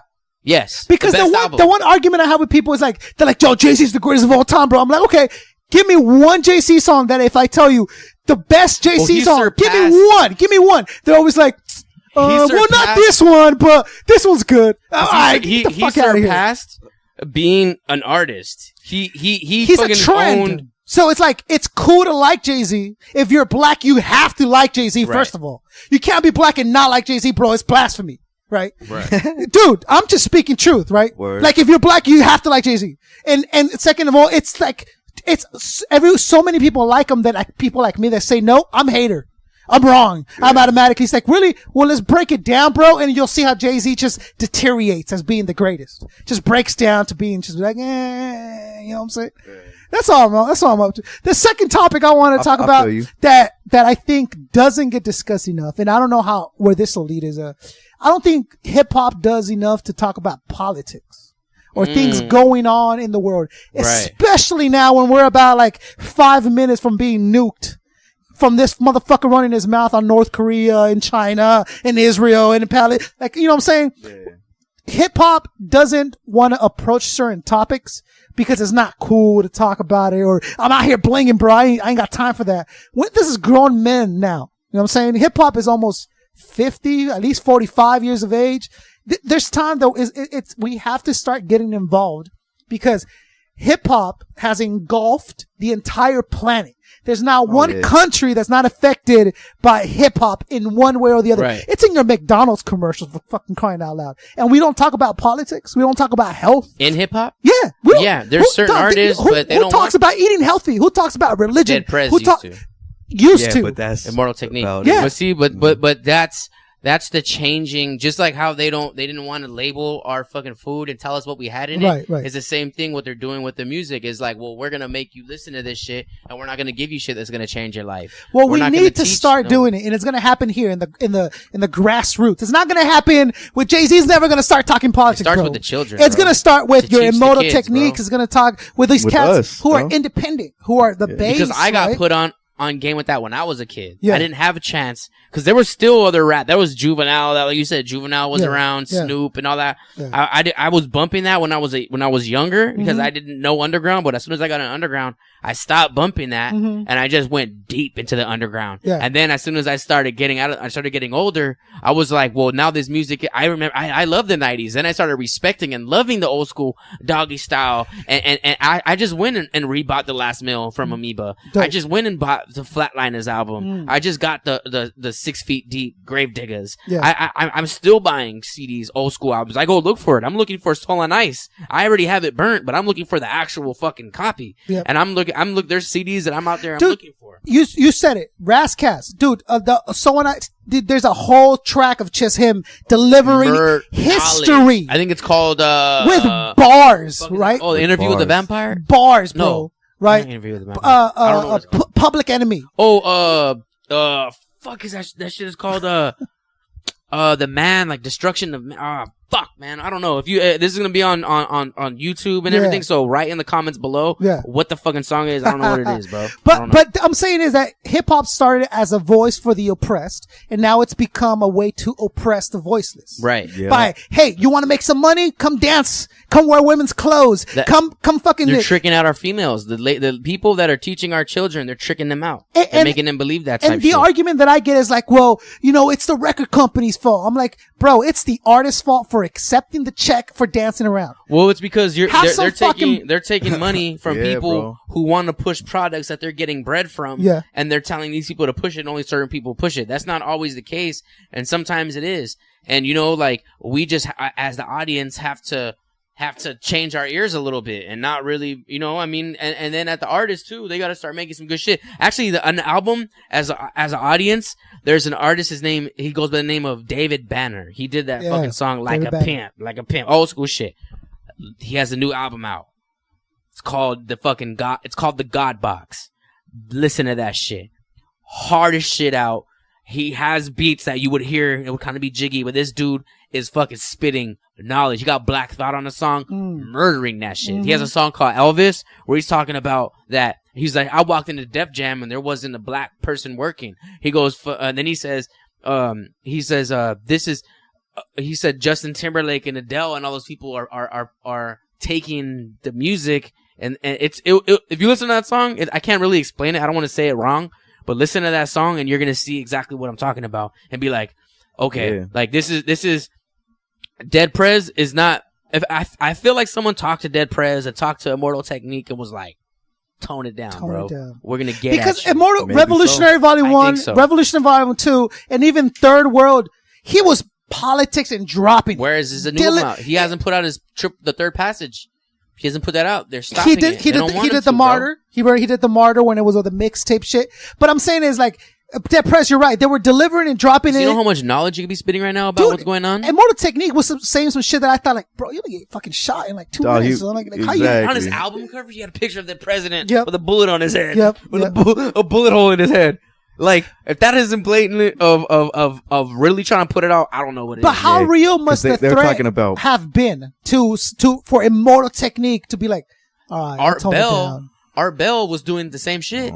He had fucking crazy fans. People were shooting at the dude. They broke into his house. I think they shot at him. He had to quit doing radio interviews coast to coast because they were threatening his life. Threatening his wife, his daughter. But how real must the threat have been for Immortal Technique to be like, Art Bell was doing the same shit. He had fucking crazy fans. People were shooting at the dude. They broke into his house. I think they shot at him. He had to quit doing radio interviews coast to coast because they were threatening his life. Yeah. Threatening his wife, his daughter. Yeah. He said, as soon as you threaten my daughter and my wife, I'm out. There's a great European MC. His name is Low-Key. And Low-Key used to do some real shit. And all of a sudden, Low-Key stopped. And then what happened, the story came out that the FBI version of UK came and they stole his computer. They basically stole it. They took all his shit. They took his writings, and he was about to be considered a terrorist because of the shit he was talking about, like rise up against the state. They're putting fucking poison in your food, like all this other shit. And he stops, and then he puts out this thing saying, "Oh, I'm going to concentrate on my schooling." It's like, come on. Well, did you know that there's a movie that's out there? It's on YouTube. Look for it. It's 3 hours. Sit down, smoke bowls, watch it. It's called Thrive, and it's about a movie. Have you seen it? No, I was gonna say. Speaking of, I'll pack a bowl right now. Give me that. You packing a bowl? You have a bowl? Okay. You are. Well, there's a movie called Thrive, and it's about that one part of the story is about they're making things that will heal you, like. People pay for energy. There's a lot of people that are homeless because they have no energy. They have no running water. They have no nothing. But all that shit is supposed to be free. Like, there's machines that can harness energy. Fucking, Akon did it. He went to fucking Africa or wherever, put a little box that harnessed energy, gave a whole entire city lights and all that shit. So there's a lot. So they just patent how we get our get rid of cancer, chemotherapy. They patent how people get rid of things. They patent how you get your air conditioning. Because there's no money in the cure. There's money in the treatment. Exactly. Bro. So to them, it doesn't make money to cure you from AIDS. No, that's not. The money is you having to buy the medicine. Yes, and that's why weed has been illegal because they can't patent the plant. Right. But they can put you in jail for it. Yeah. But tobacco is kind of harder to grow. So they said, fuck it. That's free. That shit's not free. We find plants where we're taking that shit because once you find out its true root, and then it can make oil, it can make cooking oil, it can make the oil, to run your car, cooking oil, it can make rope. Using CBD oil, my homie's fucking, he killed his dad's cancer cells with CBD oil, bro. Who's that, Noriega? Nah, the other homie, man. The other homeboy. Oh, no, you don't have to say his name. Yeah, I just thought it was Noriega. Wants me to speak upon him, but that's crazy, man. He straight saved his dad's life with using CBD oils. Yeah. Because I remember, what's his name? Mike Noriega was telling me about it. That's why I said. Well, yeah, think about it, bro. If the cure for a lot of things is easily accessible for everybody, the government's not going to be able to make money off of it. Right. So everyone's like, go to the doctor anymore. Exactly. And now, in this country, bro, okay, there's a great example. I read this thing where this kid had to get a hip replacement. Wow. And here in the United States, it was going to cost him like $70,000. He flew to Spain, got the hip replacement, and flew back for less than half of the price it would have cost him to just get it here. Same thing in Mexico for like that. What kind of bullshit is that? Right. Because you're telling me Spain's more medically advanced than the United States? No. But dude, if you have the ability to cure somebody now, but they don't have the $70,000, they gotta fly to another country in the greatest country in the world. You gotta fucking, you know what I'm saying? You gotta do some illegal shit. You gotta smoke the weed. You gotta buy it from the drug man. Really? This is what? Remember that movie John Q? Oh yeah. That's what that was. He had to hold a whole hospital. To get his son's heart transplant. I'll bring it closer, bro. I'll bring it closer to you. Breaking Bad. The entire thing is about this guy who can't afford medical insurance, so he has to sell meth. Damn, that's in the United States. Teaching our children, and they say, "Fuck it." Teaching our children. He needs to sell fucking meth. Damn, that's true shit. Think about that. And that was one of my favorite shows. Or like that movie too. Fun with Dick and Jane, where that company goes down with Jim Carrey and fucking all those old people and everyone got fired. Yeah. So then they start showing all the old people and the old lady's like, she gets busted for having chicken fights in her dog fights in her backyard. This other lady was growing a gang of weed. She was the nicest lady ever. Like, when you can't get food and you can't get water and you can't get medical help by any means legally, then it turns you into a criminal without you wanting to be one. Oh, yeah. And now they make money off of you regardless because they're going to use you for prison labor. They're going to stack their numbers. Like, bro, it's all money, right? And this is the kind of shit hip hop needs to start talking about. Health. If you have the largest fucking microphone, the biggest voice on the planet, which is hip hop, and you don't talk about the biggest fucking issue, that's why. What's happening here? What are we doing? That was what I was going to segue into because Prodigy passed away from sickle cell, right. which is your blood cells change shape and they do all types of stuff, and you know, you hear, I think it's like you just get really sick. Then you got PH. I don't remember what he passed away from, but then you also like, I think he passed away in the hospital. Something had happened. Easy E2 with AIDS. Man, I just seen Prodigy on Alex Jones, which tripped me out. Yeah. I was like, he was real woke. He was awake. Yes. Yeah, he had an album that you might check, HNIC2. Yeah. Has Illuminati on there, has a bunch of stuff. Yeah, He's no spitting doubt. some bars. But you know, there's been a lot of deaths in hip hop because of health.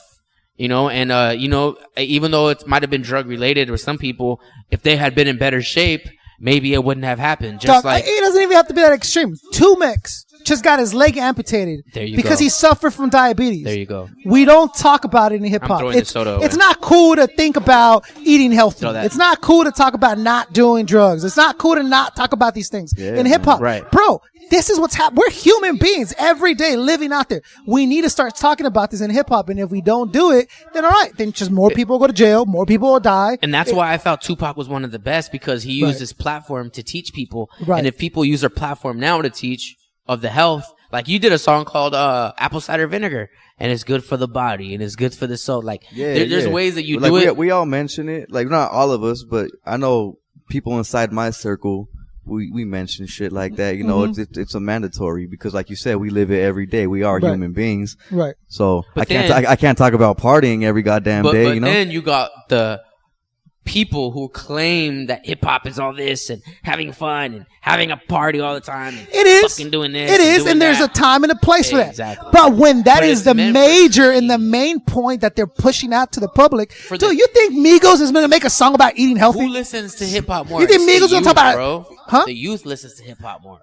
So what I'm telling you, I thought the way that it's going to start is by this: independent outlets talking about it and pressuring artists into doing new shit, no doubt, talking about it and being real. And then you got artists like Namek, who's going to talk about the health and is going to push that out, because yes, we drink, yes, we smoke, yes, we fuck, bro, but that's not all we do. We also learn, we pray, we watch TV, we watch the news, we raise our kids. You know what I'm saying? This is stuff that we need to start talking about, and it's going to start happening here. Hey, in these shows when there's nobody paying us to talk about shit.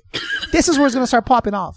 Hey, yo, I'm building a wall with every bar that I spit. Might catch me breaking the law, and I know karma's a bitch, but nowadays the lawmakers are the law breakers. No need to hear the debate, and I know they all fakers. Put their poker face on when they step to the podium, then the next thing you know, yep, we elected a phony one. This fool ain't the only one. Shit, I'm used to it now. You believe in all the lies, my G, you stupid as hell. Shit.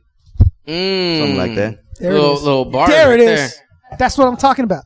So I wanted to bring that up because I feel it's important that health in hip hop. It's 100%. We need that, because what's the point of rocking all these shows and having all this money and doing all this shit if you're not healthy and you're just going to spend all that money going to the doctor? Master Ace suffers from MS. I had Master Ace on the show. Multiple sclerosis? My aunt passed away from my MS. So I invited Master Ace. Hey, yo, you know, we love to have you on the show, blah, blah, blah. I'll throw you a meet and greet. I told him, right? And he's like, oh, yeah, you know, I'm dropping a new album. I'm down. So we did a whole meet and greet. Over 500 people came. We made a ton of money on the merch, all this shit. And I'm like, Master Ace, yo, what do you want to eat, bro? You know, I get you some pizza. He's like, nah, get me some turkey wraps, get me some hummus, and get me some vegetables. I'm like, yo, you're a rapper, bro. You're supposed to be like weed. And he's like, dude, I'm health conscious, dog. Like, this is who I am. This is what I've been for years. And he's what, like in his early 50s probably, right? Early, maybe like 52, right? At the time, maybe he would have been like 48, 47. It was maybe like 3-4 years ago. But all I'm saying is, here's a grown man who's been in hip hop, who's made hip hop, who's a staple, who's talking about, yo, I got MS, bro, and I know down the line is gonna fuck with me, so I gotta start. So this is the stuff that doesn't get talked about. This is the stuff that gets ignored. This is the stuff that they don't want you to talk about, because if you're talking about this, you're not talking about bitches and hoes and money, and you're not talking about that. Well, there's one gem I want to put out that I know is drink alkaline water. Drink a lot of alkaline water. What is alkaline water? What are we talking about? Okay, I'll break it down. It's pretty much like pH balance inside of water. So there's times where water, if it doesn't have a lot of alkaline in it, it's very acidic, and water can have acid in it. Hold on, Namek has a fucking as I drink this a other Coke vending machine, right? With just pull the beer out. And he pulled a beer. But check this out, it's his house, and he paid for it, bro. Like that. Hey, exactly, right? That's how real this shit is, right? Hey, his dad did not play. Bro, you should have a little can with like nugs and charge like $20, bro, or something. That's honestly what. Hey, Have you thought of that? We're thinking 10%. 10%. We're thinking alike. Hey, it's all about No, making that bread. I think it's gonna be like edibles. That's all about making pre-rolls. Well, you should have nuts. I don't condone that, but I fucks with it. That's a good idea. You should that's have little for meth another bags episode. in there too. It's second topic. If you need to stay up all night, just have meth bags in there and crack rocks too. So this is for like I need to go to bed. I need a fucking then a lean bottle. No, give me a Coke. I don't want no meth. Hey, well, Coke's cleaner. You know what I'm saying? Coke will just have you fucking cleaning the whole house and make a sick album. If any one of you little cute ass female EDM DJs want to come through and get some mixing done, we'll have some ecstasy pills for your asses. And Namek will be here with some spandex on, standing there waiting What? behind your back. What? Topic. Let my last topic I'll bring up, Go and ahead. this is something that I still don't have a straight answer from you guys. Is it an insult or is it bragging rights? You know what I'm saying? Like, what is happening? Because I can't break it down. I've asked people, and they're like, well, I don't fuck with it. Some people are like, dude, I fucks with it. Eating ass. I do it. You know what I'm saying? Like, is it because like, have to. nigga, I you know eat ass, Namek and I'm does. like, yo, Well, I don't what's know on up? a personal level, Yo, but I know do we eat ass or don't we eat I ass? know And is that Namek an will probably, insult or not? Namek will probably. Come on, dog. I'm an ass man.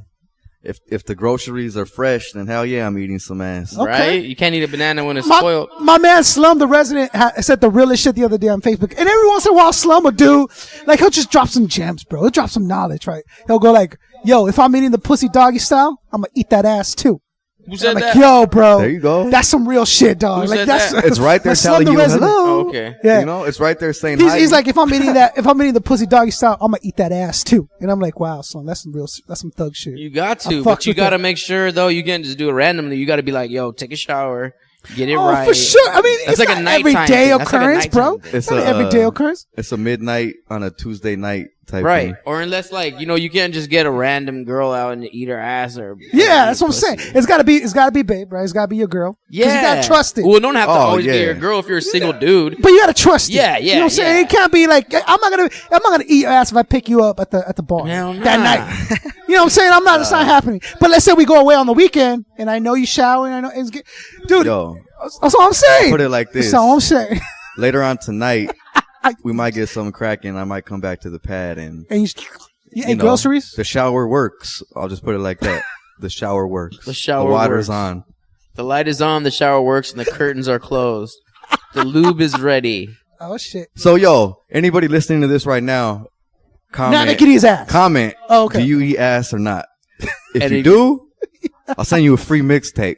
Oh, If you Charles. don't, Yeah. I'll send your ass a free mixtape, man. Just comment. Either way. Okay, I got one more topic, Okay. and then this is going to be the end of it. Okay. So I don't feel guilty Yeah. for my ass eating. Hell no. No, I'll say There's this. something I'll I say this. really want to know, though. Oh, no, if you've never been ass eating drunk in a hotel, you've never been drunk. That's all I'm saying. Man, Because I haven't been drunk dude, in a long time. tell me your ass eating doesn't just skyrocket when you're in But a hotel. having wax is similar to being drunk. You know what I'm saying, right, Namek? Like your ass eating ratio. I never ate ass in a hotel. What? You never been drunk with a chick in a hotel room, bro? You This just was like, dads don't give Yeah, a shit. They'll but be I like, come to the fucking- house. But I never fucking ate ass in a hotel. all right. Never? Maybe I'm talking from personal experience. No, I'm just saying, like, bro, like, whenever I'm in a hotel, my ass eating ratio just skyrockets. Like, I'm gonna more eat ass than Something not in the eat water, ass. bro. You think so? It is. You drank something and It's it a just, little like, mini soaps. It's a little mini just many soaps. I soaps. feel. Or there has to be something going down before you go into the hotel where it just skyrockets it. So this last one I want to know Man. is That's on me. That's too much. You guys to know concept too much. already. I just got Yeah, a it's a- fat ass. it's too Fucking, I'm much info. picturing a fat ass right now, man. Yeah, I'm getting flashbacks of all the ass eating I've just, Jesus just done Christ. through the years, bro. I'm, I got a bib with like a lobster on it. You know what I'm saying? I just like, Look at you just ate that fucking what is that shit? Broiling crab. Jesus Christ! With all the fucking sauce on your hands and shit, all the dark sauce. you just fucking suck. Ah! Yo, strip club song Oh, in the works shit. now, just because of this Man, conversation. throw on Juvenile. The major strip club song is Juvenile Slow Motion. Once that comes on, Slow it's just motion straight for me. strip club song. That's just you. Hey, that's actually dope too, because it's kind of mellow. But I understand where it's like the ultimate strip club Slow song. motion. That's do that's you remember dope. that song, Juvenile Slow Motion? Hell yeah. That's fucking strip club song, bro. Like that's the one. Mm. That's the one. Okay, so my last one. Hey, you ever had your songs play in the strip club? I had one. Hell yeah. Have you? That shit feels incredible. Yeah. Hell yeah. Wait, you didn't know they were going to play it, and they just happened to play it? Well, once I knew they were gonna play. The other time I didn't know. It was during underground hip hop time, so like it wasn't a time now where you needed to have some crazy dance music. It was like to do it as a bragging right. My shit is not meant to be shaking ass. Well, I got one that's I know you meant do. to be in there. When none. they played it, I was like, I feel bad yes. that I don't. I've never talked So, about so that you were before. getting a lap dance in the meantime? Like, I was getting the lap dance while my song was. Yeah, And exactly. it was like, yippee! Dude, you were getting a lap dance while your song was getting played, bro. Yeah, That's it the was one. on Yeah, some bro, cool that's shit. some one. dope That's shit, the best son. way to. You should shoot a music video to where you're just standing there watching girls strip and you're just sitting there watching. But I feel weird if I'm getting a lap dance and then I hear Namek's voice. Just I'm like, you know, but I'm a professional. I'll follow through. I'm a professional. Okay, this last one. All right, go ahead. G Funk. What is G Funk and like what is your connection to it? Like what is making you bring back that G Funk? Because you're really pushing to bring back some new funk, some G Funk, some now funk. Some now funk. So like tell me, like end it off with that. Like what does G Funk mean to you and like why G Funk? Like why do you feel so yeah, for sure. like the whole album the whole album is funky. Like after you hear this question when you go hear the album you'll understand why I asked him this. Yeah, exactly. I was gonna say right now too, for anybody that hasn't listened to the album yet, it's pretty much all G-Funk, which pretty much meaning just the essence of it. You know, there's no samples. It's all played out, synthesizers, keys, funky bass lines. You know, that's pretty much the essence of G-Funk, and of course coming with them gangsta ass lyrics. But that's the only switch up for me, because you know, I talk about the streets and everything like that, but for the most part, I'm really trying to just keep it positive. You know, just, you know, it's like Channel 11 News, dog. They talk about a lot of bullshit, trying to do the exact opposite and talk about what's really going on in a positive outlook, though, man, because, you know, you don't always see motherfuckers going outside and getting murked and shit, man. You know, like half the time, fools are having a good time. Fools are playing basketball. Fools are at the park. Fools are loving life. Fools are smoking a blunt. Fools are getting their dick sucked and shit like that, you know? Fools are living.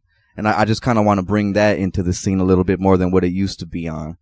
And, you know, of course, being a Latino, too, you never really hear a lot of Latinos doing the G-Funk thing. It's more of a Chicano rap gangster type shit. But for me, I'm just really trying to keep it as conscious as I can on some G shit, if that makes any type of sense, you know, because I am influenced at the end of the day by the underground heads, and I did come up off of the Ab Rudes and the Freestyle Fellowships and, you know, the Last Emperors and the cats like that, the gurus. Hold on, Namek. Holy shit, bro. That was, The Last dog. Last Amp does not get spoken about enough, homie. I know, dude, right? Secret Wars. Secret Wars. Get the fuck out of here, dog. Heaven is dope. Fucking dog. Monumental. Oh my the God. Dozen. The Great Pretend, dude. Yeah. Dog, when I have somebody of name, someone that I know might possibly have some connection to him, I go like, yo, where's Last Amp, bro? Like, I don't know. I'm like, dog, please, Last Amp, where the fuck you at, man? Man, I freestyled with him once at the what? At the 2nd Street Jazz Club. How long ago was it? Back in the day, I was like 19, so almost like 9 years ago. But his manager gave me their Facebook page and their email. It was like redplanetmusic.com or some shit. Yeah. And I always hit them up, dog, and they never responded. But I always wanted to get them. I wanted to get Last Emperor out here, but it was at a Husky radio show back in the day. What if I had that power to gather all of my favorite MCs? With the illest comic book characters, and they became arch enemies. Inconceivable, unbelievable, yet as wild as it seems. The Last Emp and Stan Lee will coach the 2 opposing teams. Something like that. He showed me that one a while ago. I think he showed me that one. But, and he used to be signed to Dre. He was signed to Aftermath. He was signed to Aftermath. I didn't know back that. in like '98 when he was bringing up Slim. Oh shit! So it was like Last Emperor, Eminem, and some other groups and shit. But Eminem was the one that really prevailed, dog. And like, yeah, the Last M talks about it too. He's like, yo, I was signed to Aftermath, but this fool Dre was telling me like I had to wait like 5-6 years to drop an album because he was just concentrating on M. Yeah, exactly. So that's when I think that's when he went to like Raucous, or he did some, or he went he went solo or some shit. Like, Damn, I don't know, he dog. Dude, I'm a huge Last M fan, bro. And yeah, me like, too. fuck, He don't man. cuss either for the most part. He don't he's cuss. so ill, dog. Yeah. Damn. Okay. Last My bad. Emperor. Hey, that's what's up though. Weren't you gonna get? Hell Weren't you yeah. gonna get him on a have him to come do some shit over there at Jake's Pizza billiards shit? Weren't you gonna get him to perform or? Man, I was trying to get him down there. Well, he's hard to get a hold of or what? Yeah, bro. We're done right now. We're done. He's hard to get a hold of. But Shit, if, okay. if anybody out there could get a hold of the Last Emperor, holler at me and let's link up. Or if he's Let's link listening, up. if you ever do listen, man, fucking holler at this boy. Absolutely. Hey, one more crazy question. You believe in ghosts? Hell yeah. You do? You got some little crazy, little scary, spooky around the campfire story? Oh man. Yeah, well, not a little crazy spooky shit, but just supernatural stuff that I know, like, I know the homies right here type shit, you know? Like, there's people that I barely met. People that I met for the first time coming in here, and when they get here, they tell me they're fucking psychic mediums. Straight up, this chick told me one time she said she was a psychic medium. She came in here in the studio, and I have a button in between the glass at the booth right here, the recording booth. And the button I got at the homie's funeral, and the homie died in my arms. And I just feel like he's always with me, you know. I got him tatted on my back and everything. But she came in, dog, and right away she was like, ooh. And I just met her, some little chola bitch in South Central, excuse my language. But yeah, she came in, dog, and she was like, oh, I feel something crazy right here. She was like, you had a friend who died young. You had a friend who died at a young age, and just told me a bunch of other crazy stuff, dog. Yeah. Like out of nowhere? Out of nowhere. You didn't say nothing? I just stood quiet, and she kept talking. She was like, yeah, he died at a young age. And yeah, he's right here. And she went to exactly where the pin's at, you know, without even knowing my studio or anything. Crazy. And what did you? Fuck. I was like, yeah, get over here and give me a hug, mama. Damn. Nah, but yeah, that tripped me out. He bro. probably is here with you, bro. He is. I know he is. I believe in ghosts. Do you believe in ghost concept? Yeah, but I wouldn't say that was a ghost. That's just more of a not a ghost, but spirit, okay. you know, Like, what do you- supernatural what do energies. Yeah, I didn't mean to say that. what do you think ghosts are, though? Huh? What do you think they are? I don't want to say ghosts. I think that was a horrible term. I apologize for saying that. You mean I just think supernatural there's in supernatural and worse. Okay. I just said, do you believe in ghosts? Because it's an easy way to summarize. Because I if you feel say, you, do you though. believe in supernatural? People will be like, well, what do you mean, aliens? Well, what do you Yeah. mean this? Like I don't want people to think supernatural and think it all funny. I think ghosts. Like, it just was quick to, summarize. And because because I think ghosts falls underneath the whole category of that whole element of just the things that you can't see and the feelings of something. Like I don't know. I've seen ghosts. I've seen things that I thought were ghosts. I've seen images of things walk by that weren't there, and you know what I'm saying, and thinking I seen things, and then you're Well, like, that's because you did all that meth that one time, bro. because I was so boofed out and I smoked Putting you on the pipe spot, bro. and I was so fucking boofed out. So but no, I'm just kidding. No offense to anyone who fucking does that shit, but No, yeah, offense. No. But don't do it. yeah, offense. Take full offense to that, man. Fuck that. Okay. NA. So there it is, man. It was good. I got my boy Namek right here. Where can they reach you at? Where can they get your album? Any last words that you want to know? Any things you want to say? Yeah, dog. Of Not course. last words you want to know. Anything you want to say? Of course. Shit. Once again, just to finish off the little G-Funk thing, man, I'm going to keep this G-Funk thing rolling. Right. It will never die. It's a part of my life. It runs through my veins. I got this shit on my fucking chest, West Coast jazz soul with a little funk in it. That's my motto. I'm going to keep that rolling just like I said, man. And anybody that will ever doubt me, I appreciate you, and I'm going to prove you wrong, dog, because this shit will never die. And like I said, I'm going to keep it strolling, dog. So yeah, with that being said, go ahead and cop the new album, Namsterdam. Copy it right now. Shit, physical copies on namek.bigcartel.com. It's on iTunes. It's on Google Play. It's on Amazon. It's on fucking Napster. Napster's still around, dog. What? Wait, Napster is it still for around. real? Really? Yeah. You could download off it? Yeah, Just pay dog. now. Hey, check it out. Get it on Napster, man. But yeah, Crazy. all G-Funk album featuring Roscoe, the legendary Dog Pound, legendary Razcast, the legendary Cocaine, Yeah. Buddy Boy Entertainment. It's also featuring my homegirl Dicey, my homegirl Krista Lynn, with great production by my boy Garrett Hoy, Frankie Valentine, live bass by my G, motherfucking Murdoch, and the legendary Payback, who played bass. Murdoch? Yeah. My young G. As well as the legendary Payback, who played a lot of bass for Ice Cube, and he did the bass for Indo Smoke with Nate Dogg and Warren G and Mr. Graham. Fun fact about that song, the dude's from West Covina. Mr. Graham, West Covina, Long He's on Beach Poetic Connection Justice right there. too. Oh hell yeah, him and DJ Pooh did a lot of shit. Mm-hmm. That's what's up. Okay, so but yeah, and that's some more funk for that funk facts for that ass. They can buy it at, what'd you say? You could buy it at iTunes, Spotify, iTunes, Amazon, Google Play, everything pretty much. Listen to it on Spotify. And if you want the physical copy, catch me at the shows, DM me, or get it off namek.bigcartel.com. Shows coming up. I got some shit cracking on July 1st with Lil Nate Dogg. We got some shit cracking on July 8th at the Chi Cali Lounge in Monterey Park. Raider Nation video coming soon, man. All the crazy ass, dope ass, diehard Raider Nation fans have been showing mad love. We're going to Oakland, Vegas, Cali, Southern Cali, Mid Cali. Real man, quick, we're how did you doing link that in there? The Raiders shit. I'd be an idiot for not asking. Yeah, shout out to Jimmy Lokes and the homie Fabian, man. They really believed in my craft. They're diehard Raider fans. They hit me up to do some shit. I did it. They presented it to the right people, and now they booked me out there in fucking Oakland. They're booking me in Porterville, booking me in Bakersfield. All you need to do is rock a halftime show or something now. Yo, I'm rocking Papas and Beer August 5th too. Raider Nation Beach Party, man. It's gonna be cracking. So shout out to the whole Raider Nation. Get I yourself appreciate some y'all beautiful for real. Raiderettes for your boy. Beautiful Raiderettes. I love them. Get that. So that's just going down. Cool, happily taken, man. You fucking enjoy all that for me, my single I brother. will. Right I now, will. Me and him are slapping hands. Yo, and at the end of the day too, we still got August 24th and 25th with the Wino and Stay Illuminated Camp. Yes. Shouts out all of them. If everything goes good, September 2nd in Vegas, hopefully with Quick, man. Just a bunch of shows in the works right now. We're keeping it rolling. I got the new album, Amsterdam, just dropped, and I'm still working, man. So be on the lookout for this new project on Keep the Feel Entertainment with my big bro, Abstract Rule. There'll be plenty heavy hitters on that as well. This Local Heroes Chamber Records thing is still in the works. Me and my boy Malathayan, Archive, Josiah Dead Flowers, and Spock Beats. I'm just trying to let everybody know what's good. So I think that's what it is. Yep. All of y'all who fuck with me, thank you.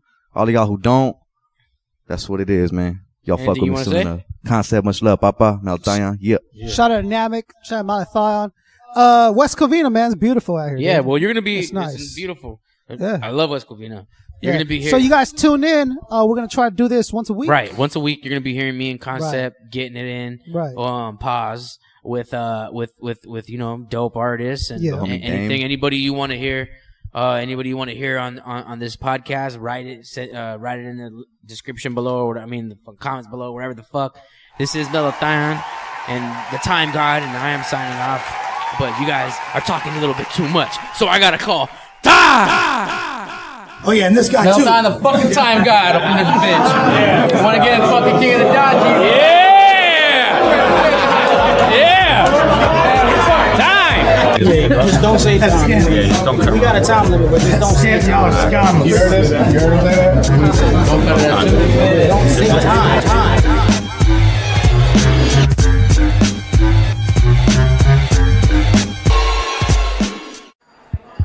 You are now tuned into the Wake the Flock Up Network.